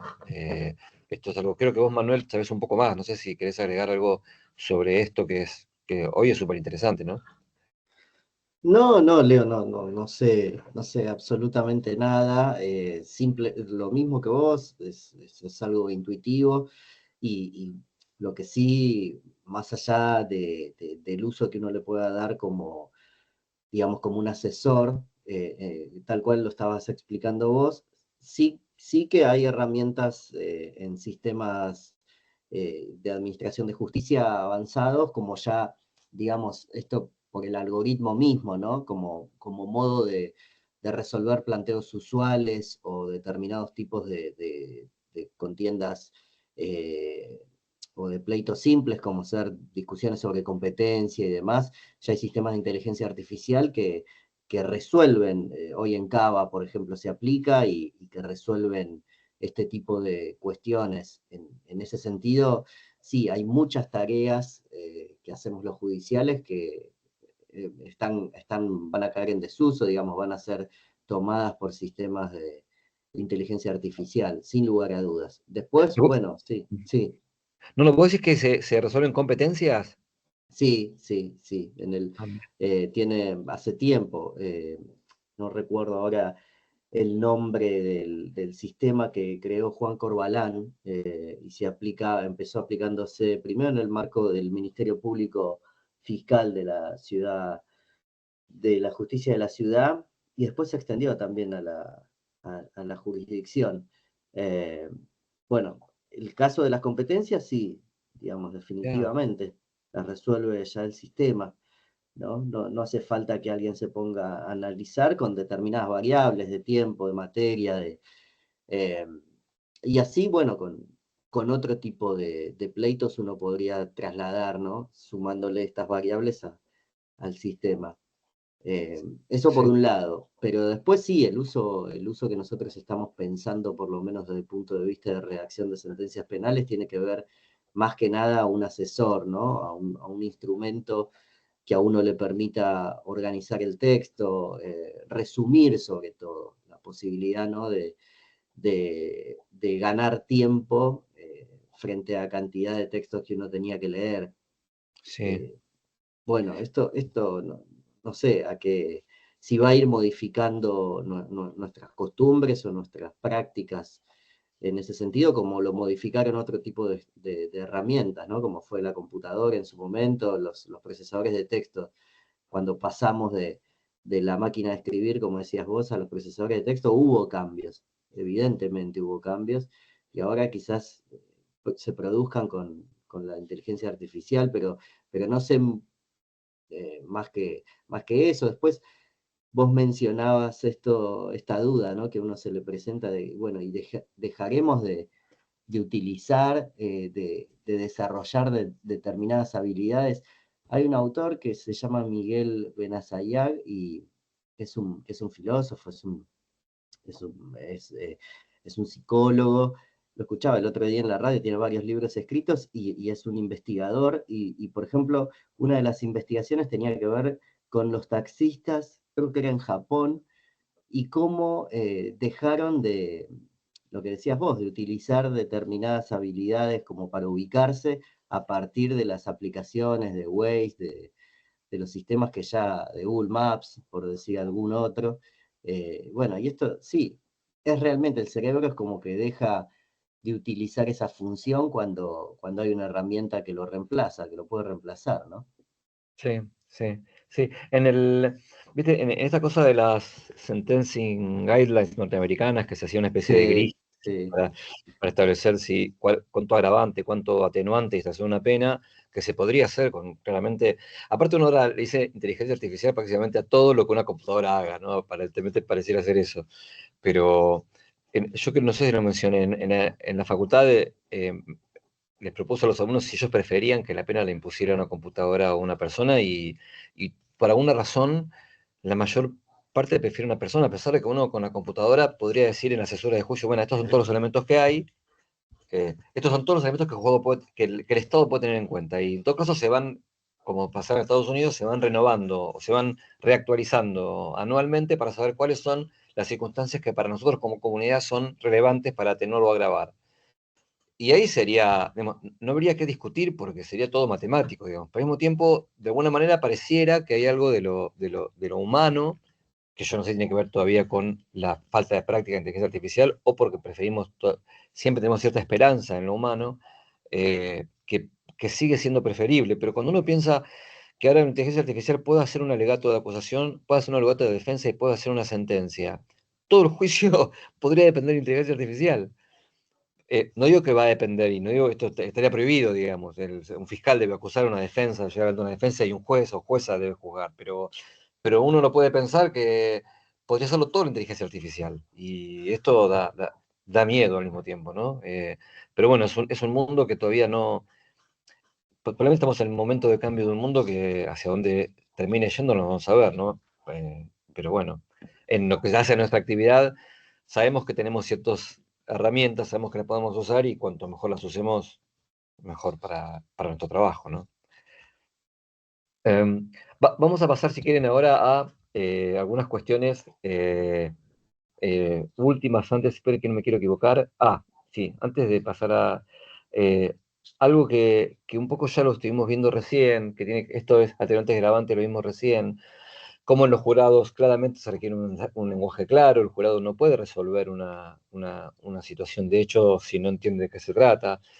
Hay veces que la descripción del hecho es muy difícil de entender. Después, ¿qué pasa con nuestros conceptos jurídicos? Si hay digamos, cuando yo digo, si le explicamos a un jurado, también lo pienso en el sentido de, aunque no sea un juicio por jurados, ¿cuánto de nuestra sentencia sería entendible si en realidad fuese dirigida para buscar una sentencia que dicte un juicio por jurado? Entonces, por ejemplo, si yo tengo un concepto normativo de dolo, ¿cómo le explico al juzgado que en realidad el dolo, y cómo lo elijo, y cómo lo puedo someter después esto a un tipo de recurso por parte de quien lo examine, digamos, ¿no? Después, ¿cuáles son las extensiones de Virano Vitcuria? Que estos son problemas jurídicos y no de redacción, con lo cual no quisiera acá bajar líneas sobre lo que hay que hacer o no hay que hacer, pero entonces, ¿qué libertad tienen los jueces con relación a la aplicación de la ley? Claramente que la tienen cuando esto no modifica, bueno, claramente no, depende del caso, si modifica o no un resultado, si está contenido en aquello que era parte de la acusación, etcétera, ¿no? Y después, algo que también es discutible, pero entiendo que la sentencia es un todo, esto el momento en que uno se pone menos exigente, ¿no? Tal vez la sentencia, cuando dice atenuantes y agravantes, dice que no evalúa ninguno, pero en el veredicto. Pero la sentencia después establece que le pone una pena porque era una pluralidad de personas atacantes, porque la mayor vulnerabilidad de la víctima, porque en ese momento de la noche no había posibilidad de pedir socorro. Entonces ahí lo que uno puede decir es, bueno, es cierto que se podría ser nulo si le estoy agravando la pena sin evaluar agravantes, pero es cierto que se valoran en otro lugar de este mismo decisorio que mirado de manera completa fundamenta la decisión que tomó el juez. Por lo tanto, aunque no lo haya establecido en el lugar que formalmente debiera haberlo establecido, esto no afecta a la validez de la sentencia. Esto es, que sea autosuficiente quiere decir que al menos, por ejemplo, antes yo creo que hay sentencias, por ejemplo, que cuando hablan del hecho, muchas sentencias, muchas decisiones, hacen simplemente una lista de elementos de la causa en el cual a partir de eso dan por acreditado que un hecho ocurrió. Y esto es nada, porque que no sabe por qué, creo que lo conté la vez pasada, algunos la ponen en el llamado 308 cuando la persona ni siquiera declaró, y pone, en función de estos elementos doy por acreditado, y hay elementos que no acreditan nada, qué sé yo, no sé, una situación, un testigo puede ser, una, o, o no sé, cosas que no tienen que ver con el hecho. Pero sí, en la participación se extienden los argumentos por los cuales se funda en que el autor es tal persona y que claramente esos mismos elementos dan crédito a que esa persona realizó ese hecho que se está poniendo en discusión. Pero si no, la sentencia sería nula, si en la parte de participación no tengo ningún elemento que todavía, de aquellos que dan por sentado que el hecho existió, ¿no? Eh, entonces, una sentencia se completa en la medida en que, a pesar de que pueda estar desordenado su contenido, se entienda de parte de quien lo lee qué es lo que el juez o la jueza decidió y por qué lo decidió. Y ahora acá vamos a una cuestión que a mí, parece que todo es interesante para mí, pero bueno, si esta charla fuese de química, tal vez no me interesaría nada, no lo sé, que es cómo describo, porque lo vamos a ver también después en algunos tipos especiales, pasa muchas cosas con la violencia de género, con el abuso sexual sobre todo. ¿Qué pasa cuando el hecho ocurrió durante mucho tiempo? ¿Qué pasa cuando no puedo identificar el día, no puedo identificar qué se hizo o qué no se hizo? O sea, si no puedo identificar qué se hizo, es difícil que pueda acusar o condenar. Pero en Sala Milagro la Corte del 2022 dio, estemos o no de acuerdo, con un par de directivas, un par sí, de instructivos de cuándo una acusación no es de una vaguedad tal que se está violando el derecho de defensa, ¿no? Por un lado, la Corte dijo, la capacidad de conocer el pasado en toda su riqueza empírica es inevitablemente limitada. Esto es una verdad de perogrullo, con lo cual, déjenme hacer un pie de página acá. Hay unos autores en lo que es lenguaje, derecho y literatura, sobre todo de los que trabajan las cuestiones del lenguaje, que Brooks se llama un autor, creo que es yankee o inglés, que analiza, yankee creo, sentencias de la Corte y muestra cómo lo que la sentencia dice presupone lo que va a resolver. ¿Ah? Eh, entonces, cuando uno lee que acá en Sala la Corte dijo, la capacidad de conocer el pasado en toda su riqueza empírica es inevitablemente limitada, ya sabemos que esta verdad de perogrullo está dirigida a que la Corte va a decir, en el caso va a decir que esta acusación era válida. Si no, no empezás diciendo esto. Esto es súper interesante. Es súper interesante no porque nos pase, sino también no digo psicopáticamente, para usarlo de esta manera que lo estamos buscando. Porque esto tiene que ver con la manera o ser conscientes que estamos yendo hacia ahí y que al lector lo estamos llevando hacia ese lado. Si la Corte dice, una Corte del 2022, Milagro Sala dice, la capacidad de conocer el pasado en toda su riqueza empírica es inevitablemente limitada, es porque va a decir, che, no me pidas que te cuente todo, porque todo no le voy a poder decir. Y después dice, toda descripción es necesariamente selectiva, no incluye la infinidad de facetas de un evento complejo que ha tenido lugar en la historia. De nuevo, ya estamos a la corte y nos dice, che, tampoco puedo decir todo, no puedo conocer todo, ni tampoco puedo decir todo. Y aparte, dice la corte, el lenguaje es irremediablemente impreciso.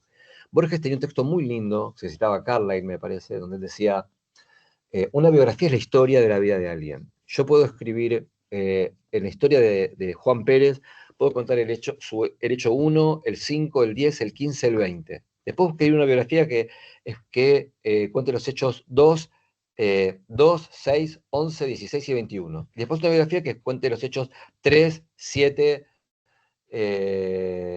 12, 17 y 22. Dice, serían todas biografías distintas, que contarían cosas distintas, pero de la misma persona, y yo podría no darme cuenta que es la misma persona. Porque contar implica seleccionar, narrar implica seleccionar, y seleccionar implica darle relevancia a los hechos que yo quiero contar. Entonces una biografía no es la vida de alguien, es el modo en que yo cuento la vida de alguien. Decía, podría contar la vida de Miguel Ángel sin hablar de sus obras pictóricas, ni de sus esculturas, y sería la vida de Miguel Ángel. Toda selección es necesaria, toda narración implica selección, ¿está bien? Y esto implica la selección de lo que a mí me parezca relevante, ¿está? Eh, y entonces en este caso la Corte dice, la descripción que postulan las leyes procesales debe ser entendida en el sentido de que el acto procesal acusatorio debe contener el enunciado de un suceso concreto, conforme a las particularidades del caso, lo suficientemente preciso y no absolutamente preciso porque ese debe ser inaccesible, como para servir de función en el proceso y en especial asegurar una defensa adecuada. Y sigue diciendo después, mientras el defecto de precisión sea una manifestación comprensible de límites propios de todo conocimiento del pasado, de la selectividad inexorable de las descripciones o de la textura abierta del lenguaje con el que se las expresan, la mayor carga defensiva que esa indeterminación pueda generar no da lugar por sí misma a una violación del derecho constitucional en cuestión. O sea, la Corte está diciendo, mira, el lenguaje es impreciso, no puedo contar todo lo que pasó y no puedo conocer todo lo que pasó. Entonces, si la imprecisión que la defensa se está quejando es porque yo estoy sometido a estos avatares del lenguaje y de la realidad, porque no puedo conocer todo y porque aquello que estoy describiendo inexorablemente cae dentro de un universo vago, ambiguo e impreciso, esto es una carga de la defensa, esto no se puede pretender que el lenguaje haga lo que no puede hacer. Y dice, por otro lado, hay violación del derecho de defensa por indeterminación de la acusación, solo en casos extremos, dice, de indeterminación, o cuando la imprecisión de la acusación puede privar al imputado de toda posibilidad significativa de defenderse. Esto es, yo me acuerdo, trajo la sentencia, no sé si quieres contar vos, Manuel, lo del, del horario de la Corte, o como prefieras vos. Contalo, contalo, no, no, contalo. No, porque vos la conocés mejor que yo. Sí, sí, un poco esto de cuál es, digamos, el margen. La defensa, ¿no? Pero bueno, pero era interesante justo el caso donde claramente no había violación, ¿no?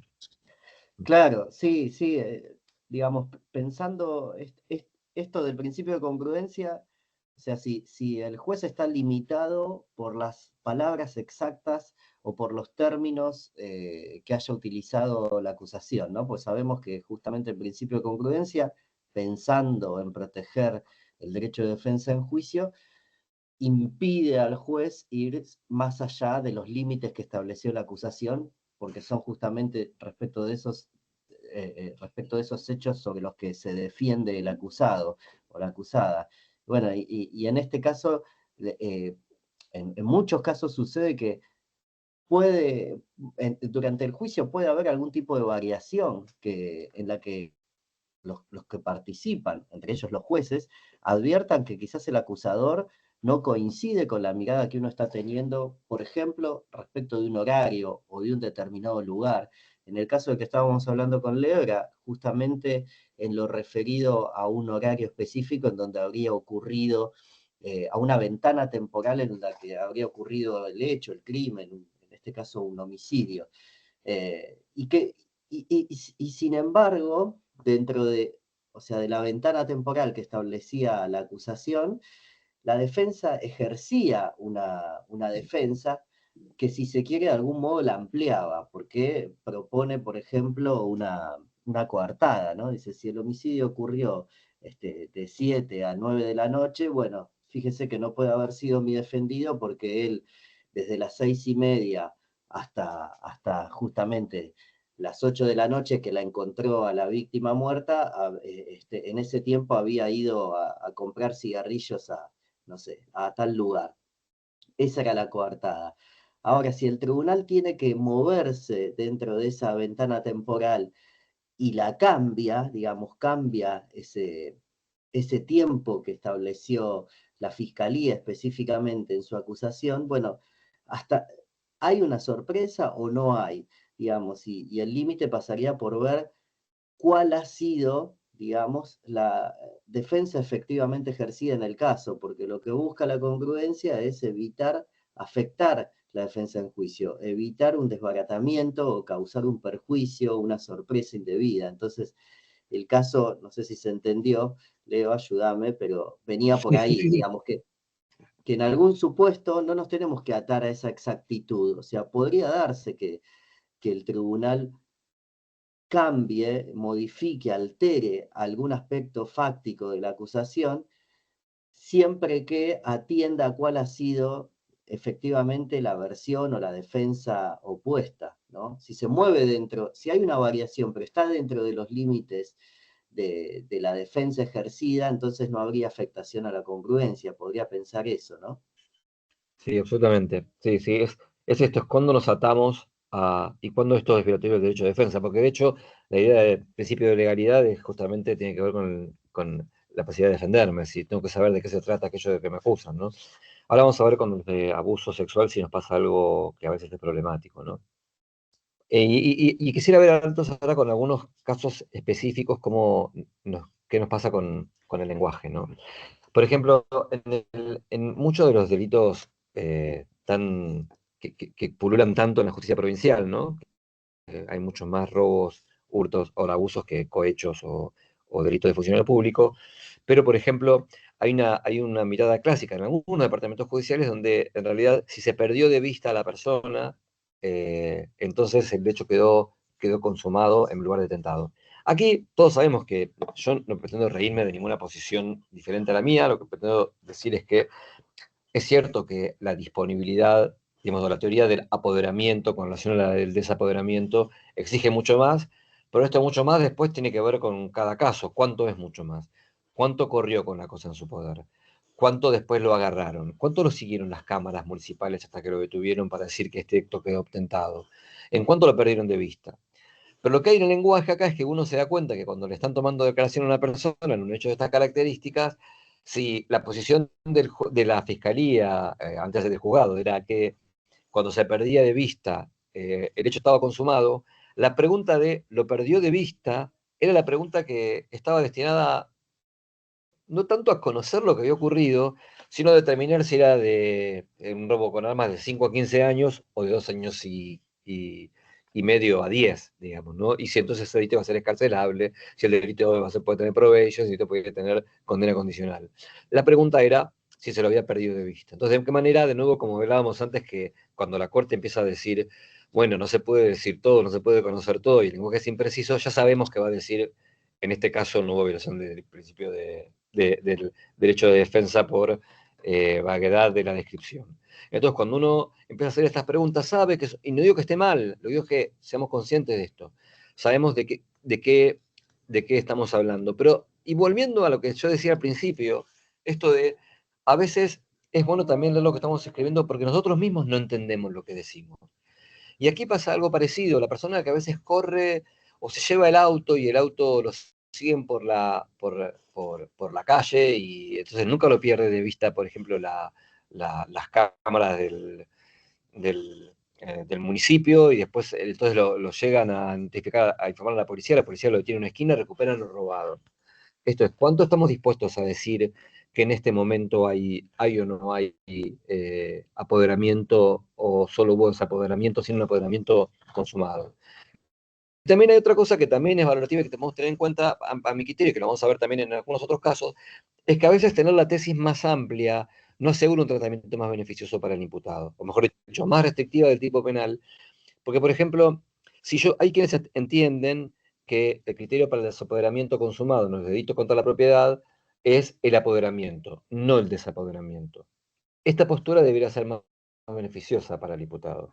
Pero una vez tomada esta posición, califican como apoderamiento a el haberlo tenido 1 o 2 segundos en su poder. Entonces ya la diferencia entre apoderamiento y desapoderamiento no es tan amplia, no es tan grande. Entonces, haber tomado una posición más beneficiosa para el imputado no quiere decir que necesariamente la suerte que va a colgar después sea la misma, porque después tiene que ver con la interpretación de los textos. Yo no sé si lo dije en la clase pasada, algo que mencionaba Sanzinetti, me acuerdo cuando escribió el libro sobre error en el Código Penal Argentino, bueno, el proceso penal argentino, donde él escribió todo un libro maravilloso sobre cómo evaluar error evitable, cómo evaluar las consecuencias del error, pero en el prólogo decía, igual todavía nos falta saber cuáles son los estándares de evitable e inevitable, porque Yo puedo decir que el error es evitable, tiene estas consecuencias, inevitable tiene otras, pero en el caso concreto puedo no poder distinguir cuándo es evitable y cuándo es inevitable. O ser muy exigente para decir que un error es inevitable, con lo cual yo puedo ser muy bueno con mis errores inevitables o errores evitables, pero después puedo distribuir los contenidos de una manera mucho más imprecisa de lo que la definición del término eh, propongo, ¿no? Otro problema muy grave en la justicia penal bonaerense, y no sé si nacional, en el sentido de todo el país, es la absoluta eh, falta de, a veces, de atención en los concursos. Hechos que son calificados en concurso y no necesita norma alguna, no se sabe si el concurso es real o ideal, ¿no? El robo a, con armas, donde a veces se establece que la aportación del arma durante el robo concurre realmente con el robo, que concurre aparente, que concurre de manera ideal. Más allá de lo que cada uno crea, lo que pasa a veces es que el texto que uno analiza no lo explica, no lo explica. Entonces, y esto en realidad hace por ejemplo, a que si el hecho es distinto, es pasible de un sobreseimiento. En cambio, si es una recalificación del hecho, esto no da lugar a un sobreseimiento. Entonces, eh, si yo creo que quien roba con armas y está aportando arma en ese momento, pero después no doy por probada la aportación del arma, esto va a tener efectos sobre el robo, pero no puedo tenerlos como hechos distintos. Eh, y con la calificación pasa parecido. La tentativa es una forma de calificación, la forma de participación son formas de calificación. ¿Está bien? Esto es, esto es un problema que me parece que a veces en las prácticas judicial queda mal solucionado, y tal vez porque el tema de concursos es un tema muy difícil. Es un tema muy difícil. La última reforma, pésima última reforma del Código Penal, cuando habla del artículo 58, sigue estableciendo que rige la regla del concurso, pero inmediatamente después dice que en el caso de unificación de condenas estamos ante, se debe hacer de manera aritmética, y ahí el código está confundiendo unificación de pena con unificación de condena, si es que quería poner más severamente unificación de pena, porque si no solamente está agravando la pena de hechos que por cuestiones simplemente administrativas no se pueden juzgar de manera conjunta. Entonces, tenemos un bollo ahí todos, a todos nos es un poco difícil evaluar el caso, y yo, por ejemplo, el caso de la facultad hace más de 30 y pico de años, cuando tengo que dar concurso aparente y las formas de absorción y las formas siempre tengo que volver a leerlo. Pero entre concurso ideal y concurso real parece haber cierta mirada conjunta aceptada, digamos, ¿no? Y en el crucero del 2004, Zaffaroni en un momento dice que una inadecuada calificación del concurso real cuando se trata de un concurso ideal tiene claras implicancias constitucionales, en tanto puede verse afectado el ne bis in idem, porque si ese concurso real estoy juzgando un hecho, puesto que la doble desvaloración jurídica de una misma acción importa en realidad su doble juzgamiento. Entonces, ¿qué es lo que hace el concurso? Y después un problema que me parece que en general la justicia tiende a solucionar de manera más amplia en la ampliación de la acusación, que dice que solamente podría ser por un agravante o por un hecho de un delito continuado, y el problema es qué pasa si se podría ingresar en un concurso ideal y no se podría ingresar en un concurso real, en principio. Pasar el concurso ideal es siempre un tema de calificación, y uno podría pensar que aquello que se está juzgando no se modifica. Eh, pero bueno, esto es ampliar la acusación más allá de lo que el código establece, que es la ampliación de una acusación. Entonces, vimos la apropiación en los delitos de hurto y robo, vemos acá el problema de expresión en las sentencias cuando se habla de concursos, cuándo es un concurso real y cuándo es un concurso ideal. Después, tenemos en los casos de delitos de tenencia, aportación y delitos de resistencia a la autoridad. Hay algunos delitos, podría agregar acá a veces el encubrimiento cuando es producto de una interceptación en la vía pública de alguien con un auto o una moto robada, ¿no? Que lo que tiene es que son sumarios que se inician enteramente en dependencias policiales y tienen muchas veces un problema de prueba que es formalmente inexistente, pero materialmente existente. Esto quiere decir, depende a veces del grado de credibilidad que puede tener un acta. No estoy diciendo con esto que la policía mienta de ninguna manera, pero es cierto que son tipos delictivos donde no hay ninguna otra prueba a veces que no sea aportada por las fuerzas del orden.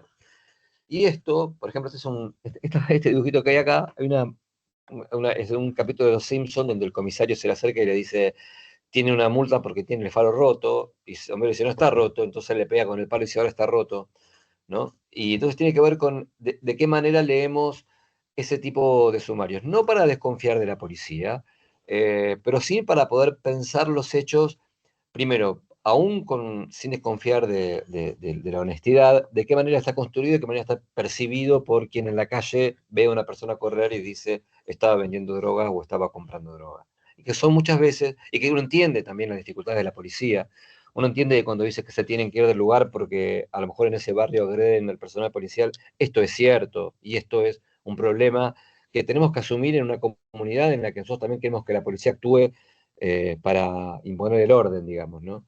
Pero sí es cierto que son especies de sumarios y de investigaciones que tienen sus características propias, ¿no? Y que le dan mucho poder también al personal policial. Si un determinado policía es muy agresivo con las personas a las que encuentra en la calle y las personas les contestan de manera violenta, probablemente califique esto como resistencia a la autoridad, cuando en realidad a lo mejor es una respuesta a una primera actuación violenta o respetuosa del policía. No estoy diciendo que la policía sea violenta o respetuosa, de nuevo, estoy diciendo de qué manera se construye un sumario en el que los propios fuerzas que participan en lo que ocurre en el sumario son los que describen la cuestión de una manera que pretendemos sea imparcial. Aquí tenemos otro problema, que es relacionado con institutos ligados a la tenencia de estupefacientes y comercialización. Tenemos, en esto tenemos muchísimos problemas, muchísimos problemas. Vamos a empezar.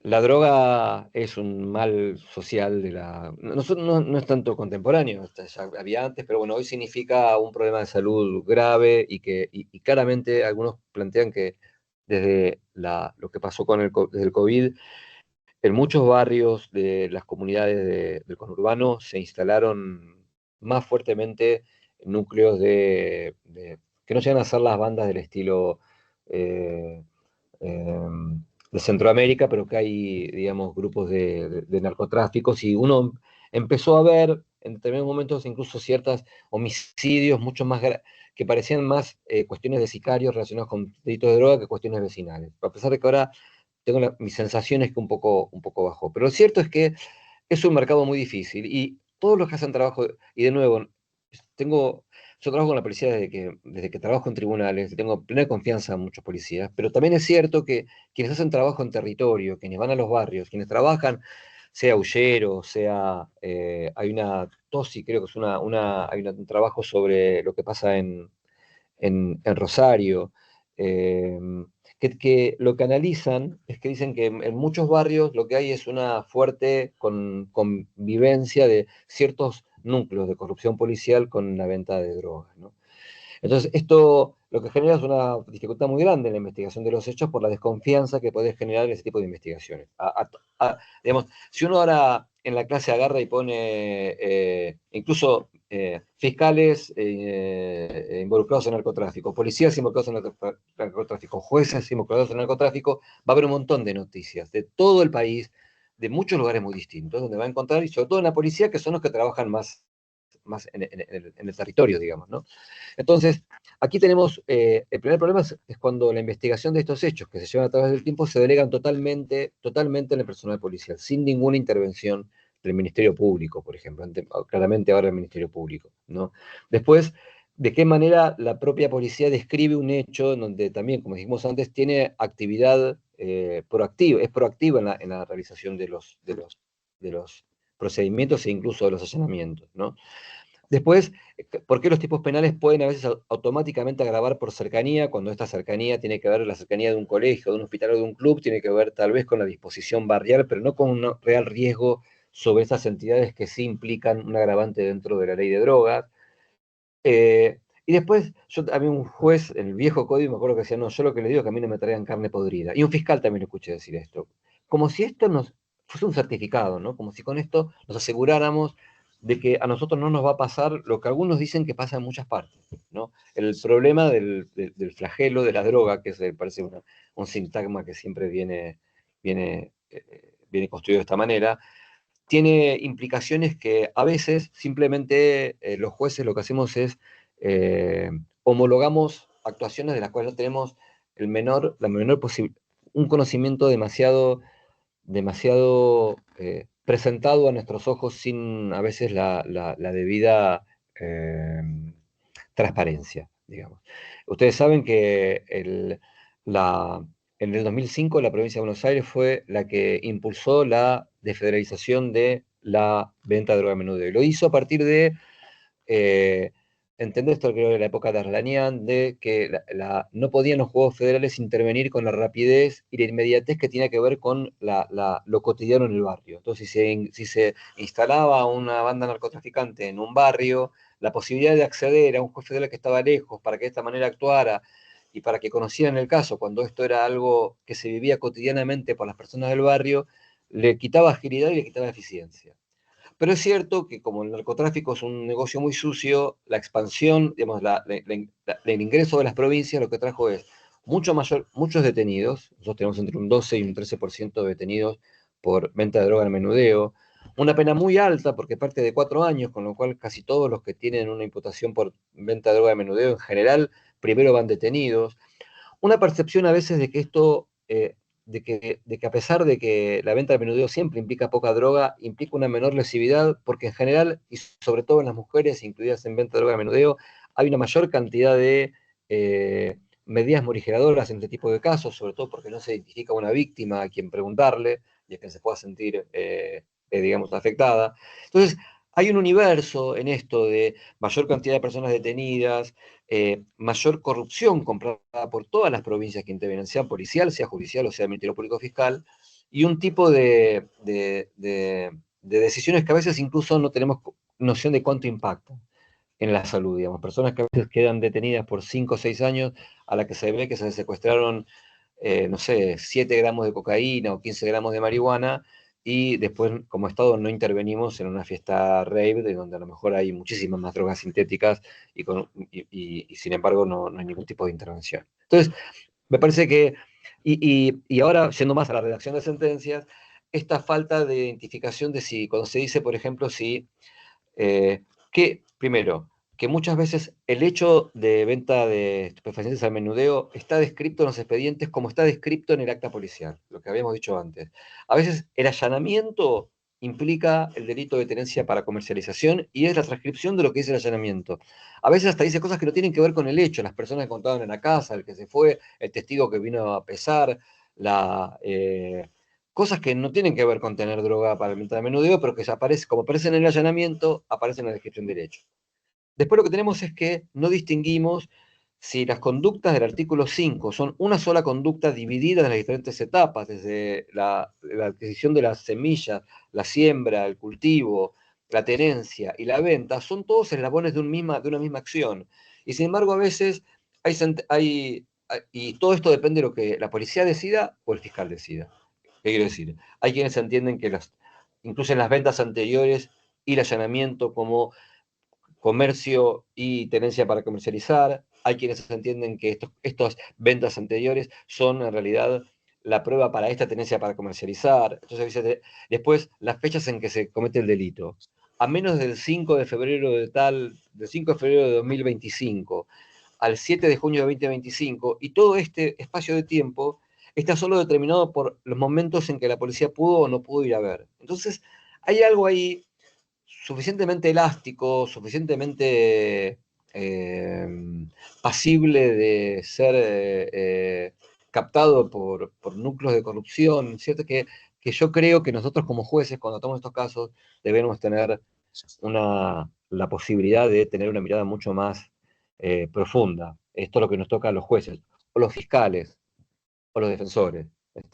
No, no, porque si uno compra carne podrida pero no se da cuenta, la vas a ir comprando, digamos, ¿no? Y de nuevo, no estoy con esto convirtiendo en fantasma a las fuerzas policiales que son los que se juegan la vida en las esquinas para que estemos todos seguros, sino a ciertos núcleos que parecen, los trabajos de campo indican como una constante, tanto en la provincia de Buenos Aires como en todo el mundo, como en Rosario también y como en todas partes donde el narcotráfico logra penetrar mediante venta de droga de menudeo en cualquier tipo de población. Bueno, acá agregué lo mismo que antes. En Loyola, ustedes saben que la Corte, a pesar de la Corte de Córdoba, había resuelto que que la venta de droga al menudeo se correspondía con un tipo más atenuado que el del artículo quinto, porque decía que si esto era un delito de carácter federal que afectaba a la salud pública en general, pero había sido pasado a la provincia en determinadas condiciones que eran delitos más leves, estos delitos más leves, por su menor implicancia y su menor afectación a la salud, debieran tener entonces en verdad una pena menor, porque la pena que establecía el código era justamente para delitos que por su competencia federal ponían en riesgo la salud y los intereses federales. Cuando no lo hacían, entonces el tipo era más leve.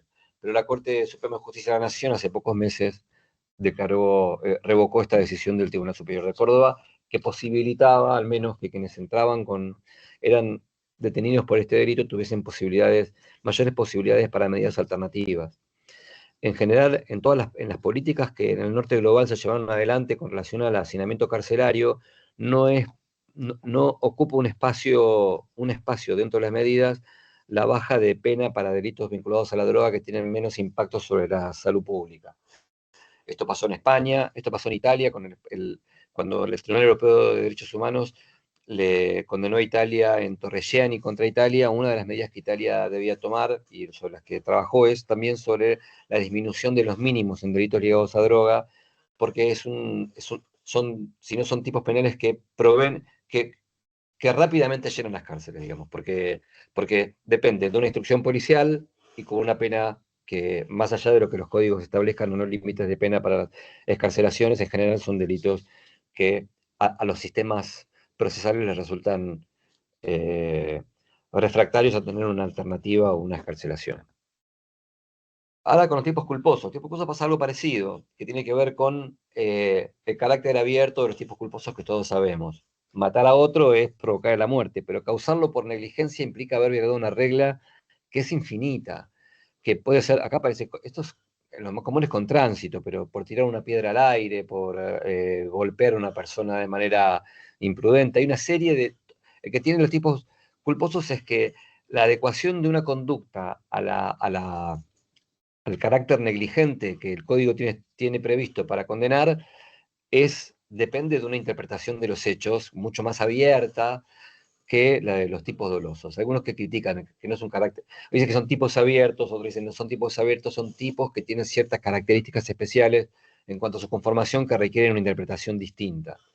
Eh, y muchas veces ocurre en la descripción de los hechos culposos, en las sentencias, en las decisiones de los fiscales o en las acusaciones, donde simplemente se dice por incumplir una regla de cuidado, esto no tanto, pero se dice a veces no haber tenido el control del auto, y esto no nos dice qué es lo que qué es lo que pasó en el hecho determinado.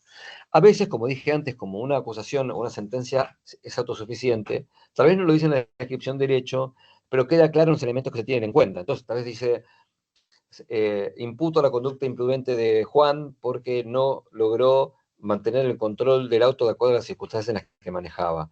Y después cuando se escribe el hecho dice, porque lo que él hizo es pasar con luz roja, en lugar de un semáforo, con luz roja, y sin mirar que venía en la parte de peatones. Entonces me está describiendo la conducta. ¿Está bien? Esto es lo que me está significando la conducta de aquí. Pero a veces no se hace. Entonces, y a su vez la variante de la conducta imprudente tiene diferentes variables. Haber ido en zigzag, no haber dejado la distancia correspondiente, haber violado una regla de tránsito, haber ido en exceso de velocidad, no haber acatado la distancia y frenado. Entonces esto se vuelve mucho más exigente y de nuevo con el ne bis in idem, porque si aquella norma que se entiende violada por una conducta determinada es absuelta, no se le puede imputar otra después. Bueno, no fue el haber manejado en zigzag, fue el no haber dejado la distancia. Esto en realidad intenta hacer un cambio de hecho, pero en realidad lo que implica es una violación en el bis in idem. Y lo que la Corte tiene dicho desde siempre, Rabanne también, es que cuando uno tiene, como rigen, esto tiene dicho desde la década del 90, rige la teoría de imputación objetiva. La imputación objetiva es una teoría, un grupo de teorías, un grupo de corrientes y de formas de pensar eh, la conducta prohibida, que acasan también al doloso. Pero en general parece que tiene su florecimiento mucho más importante, más allá de lo que vemos en la academia, en los delitos culposos. Entonces, la Corte tiene muy dicho que hay que describir la conducta violatoria del deber objetivo de cuidado, hay que describir si ese resultado es la concreción de esa conducta, de esa violación, de ese aumento prohibido del riesgo respecto del bien jurídico afectado, pero a su vez se debe decir qué es lo que la persona debió haber hecho y no hizo para que esto no ocurriera. ¿Está bien? No basta con decir el obrar negligente del cirujano provocó la muerte del paciente, sino qué es lo que el cirujano tuvo que haber hecho para que el paciente no se muriera. Porque sí, ¿y cuál es la conducta prudente en el caso concreto? Porque si no, estamos ante una imputación genérica en la cual solo estamos haciendo una adversaria in re ilícita. No lo dice así la Corte, pero este es el sentido de la Corte. Y sobre todo teniendo en cuenta lo que hablamos la vez pasada sobre sesgos, que es el sesgo de retrospectiva. Claro, cuando yo veo después a la persona muerta en el hospital, en la sala de operaciones, entiendo todo por qué se murió, pero el problema es saber si esto era previamente accesible al conocimiento de quienes actuaban, y no que se convierta en algo fácilmente predicable porque yo ya sé el final. ¿Está bien?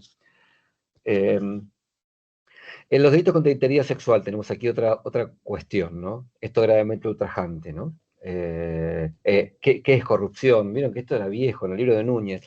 Se corrompe lo que ya está corrompido. Una vez corrupto, ya entonces no hay corrupción. Estos son problemas a veces de definición, y lo que nos encontramos en los últimos años es en que todos, me incluyo, adquirimos una fuerte sensibilidad hacia los delitos de abuso sexual, un fuerte rechazo. Y esto genera, en general, otra de las grandes fuentes, no sé si les pasa a todos aquí, los que están en el curso, hay mucho más causas de abuso que las que había antes. A veces hay veces que tenemos más causas de abuso que causas de robo, por ejemplo, que era impensable en otro momento. Entonces, ¿qué pasa con estas causas? ¿Cómo las trabajamos estas causas? ¿Cómo repartimos penas? ¿Y cómo valoramos la prueba? Este no es un curso de valoración de prueba, con lo cual, y además, eh, bueno, sea difícil ahora en 5 minutos de una charla sobre redacción de sentencias pensar en la versión de la prueba. Pero es cierto que en la medida en que aceptamos esta idea de sí empezar a creer a las víctimas a las que antes ni siquiera se les creía, o a las que antes iban a hacer una denuncia por un problema de abuso intrafamiliar, y la pregunta de quien le tomaba la declaración, que era pretendidamente cuidadosa a la persona, le decía, pero usted sabe que si usted lo denuncia, él puede ir preso. ¿Quién mantiene la casa, los gastos de la casa? ¿Está segura que lo quiere hacer? Entonces, algunos veía causas a veces de personas que denunciaban hechos gravísimos y después decían, no instó la acción penal. Entonces, cuando va a instar la acción penal, le dicen de nuevo, señora, ¿usted está segura que quiere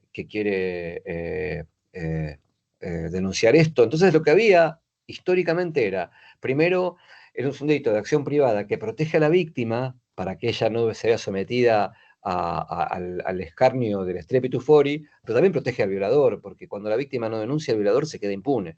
Entonces el Estado, en vez de pensar alternativas para que las víctimas tengan más posibilidades de acercarse al Estado para poder informar de hechos que las victimizan, lo que el Estado le dice es, mirá, para cuidarte a vos mejor no te tomo una declaración, no te tomo, que es cierto que en algunos casos es necesario, hay gente que no quiere declararlo, pero cuando el Estado pone tanto énfasis en que en realidad la declaración es tan difícil, recuerden que había avenimientos, o sea, que si se casaba con la persona imputada o condenada, se levantaba, desaparecía la pena. Había como una construcción muy fuerte de las estructuras del Estado y de la propia ley de eh, limitar el acceso de las víctimas. Hoy lo que hay es todo lo contrario. ¿Está bien? Y en el estándar de utilización de la prueba, por ejemplo, ciertos estándares razonables que tienen que ver con la idea de la confiabilidad de lo que la víctima dice y la existencia de otros elementos que permiten, aunque este sea el núcleo de la prueba, pero que permiten engarzarlo para formar un cuadro cargoso múltiple, por ejemplo, la declaración del psicólogo o el psiquiatra que advierte que tiene no solo lo que dice, sino que tiene que la manera en que se presenta o los rastros en su psiquis dan cuenta de haber sufrido un abuso. Todo esto que es súper interesante. Después tenemos por eso a veces en la propia redacción de las sentencias, porque voy a decir una crítica a ciertas políticas de los ministerios públicos, al haberse convertido en un hecho de tanta trascendencia el abuso y de tanta justificada búsqueda de castigo para hechos horribles, lo que hay a veces es una falta de investigación suficiente. Basta la declaración de la víctima y de un psicólogo, de un centro de atención a la víctima que diga que claramente está en riesgo por situación por violencia de género o que su narración es verosímil. Cuando a veces hay muchos más elementos a los que no se, que podrían ser carga prueba de cargo, que sin embargo son desechados ante la facilidad muchas veces que trae cierto tipo de condenas. Entonces, ¿y ahí cómo describimos? ¿Qué describimos lo que pasó? Un ejemplo mínimo. Si yo tengo una persona que dice que entre tal fecha y tal fecha fue violada, pero recuerda un acontecimiento de la fecha que permite dar fecha cierta, no renunciar a ese acontecimiento que me permite incorporar prueba y no simplemente mantener una generalidad para asegurar una condena con menos elementos. Entonces, ¿de qué manera lo evalúo? ¿De qué manera describo? ¿De qué manera la descripción de los hechos no es violatoria de lo que la Corte establecía como estándar en Milagro Sala? Esto es, ¿cuánto puedo describir un hecho sin llegar a la descripción específica de lo ocurrido, pero al mismo tiempo sin convertir esta descripción en un hecho vago y de difícil determinación?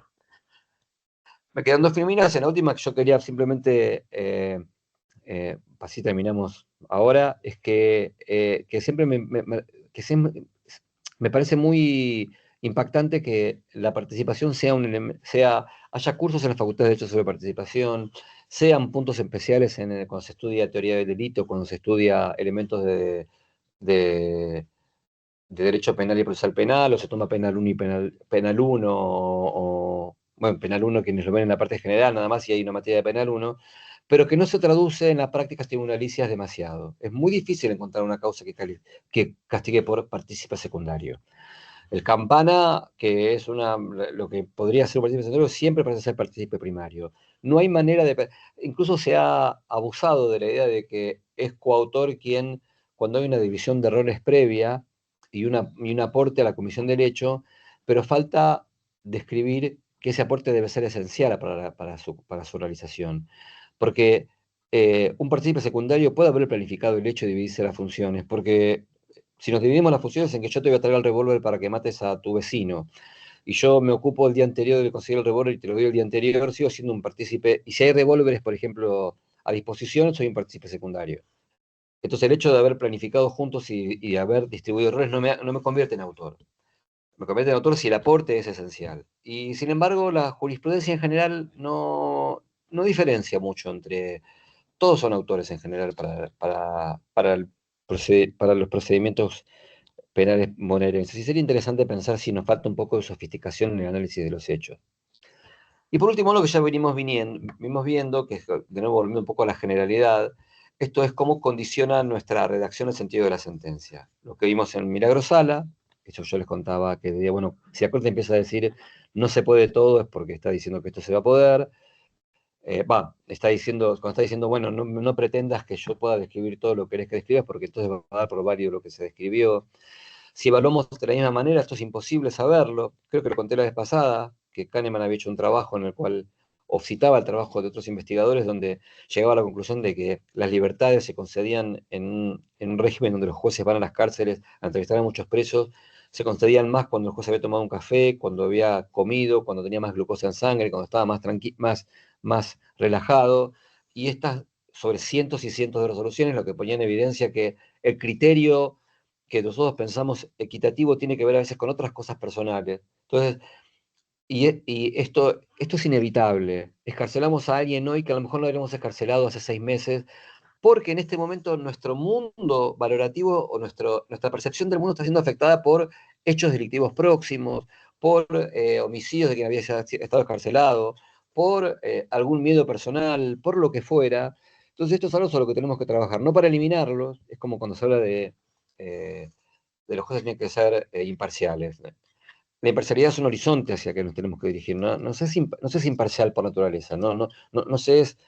Por eso preferimos que nos juzgue un juez y no una máquina. Porque no hay ciertas cuestiones que tienen que ver con nuestros propios sesgos, digamos. Pero el problema es cómo los asumimos y si podemos equilibrarlos para que el Estado sea más transparente y más justo, digamos, ¿no?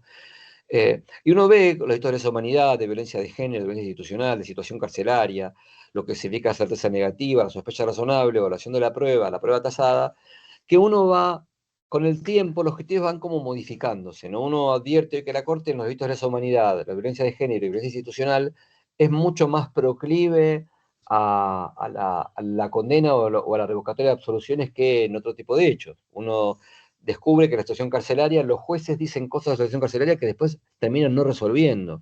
Después ¿a qué llamamos certeza negativa?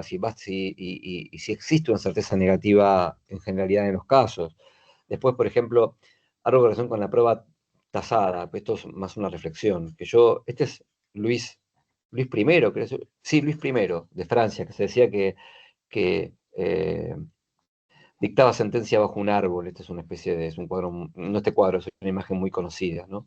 Toda esta idea de que estudiamos durante mucho tiempo con a favor del acusatorio que la prueba tasada era una búsqueda de que el soberano tenga uniformidad en sus decisiones, cuando en realidad también la prueba tasada en parte era las experiencias de juzgamiento durante siglos de las personas que hacían que tomáramos criterios que pueden ser mínimamente razonables. Y esto lo traigo simplemente por cómo a veces criticamos formas de pensar que por otro lado a veces son, son avances o son miradas anacrónicas, ¿no? Decir, bueno, antes hacía falta dos testigos y después no hizo falta dos testigos. Si esto es mejor o peor, a veces es difícil de saber. Y por último, en la dogmática penal, la teoría del delito y la aplicación de la ley, quería hacer una mínima referencia a cómo a veces la academia también influye mal en, el dictado- en las decisiones de los jueces. Esto los jueces tienen que atenerse al caso concreto y muchas veces los esquemas de dogmática que están construidos para entender la realidad y entender la ley se convierten en una especie de corseta a lo que la realidad tiene que ingresar. ¿Está bien? Entonces, en vez de pensar que la verratio ictus es una forma de pensar una clasificación de los errores de dolo, perdón, los errores en el tipo, se transforma después en una especie de estructura que tiene que ingresar el hecho que estoy analizando. Entonces convierto una herramienta de mayor comprensión en un instrumento que lo que hace es petrifica la decisión que tiene que tener otra flexibilidad. Bueno, mucha charla, 2 horas de monólogo y de diálogo también con Manuel, que siempre es productivo. Así que bueno, les agradezco y si les parece nos vemos el viernes que viene. Buenísimo, Leo. Bueno, bueno, muchas gracias entonces y nos vemos. Nos vemos. Nos vemos. Gracias. Gracias Chao, hasta Andrea por luego. estar ahí, que te veo la cámara. Sí, Gente. Chao. chao, chao.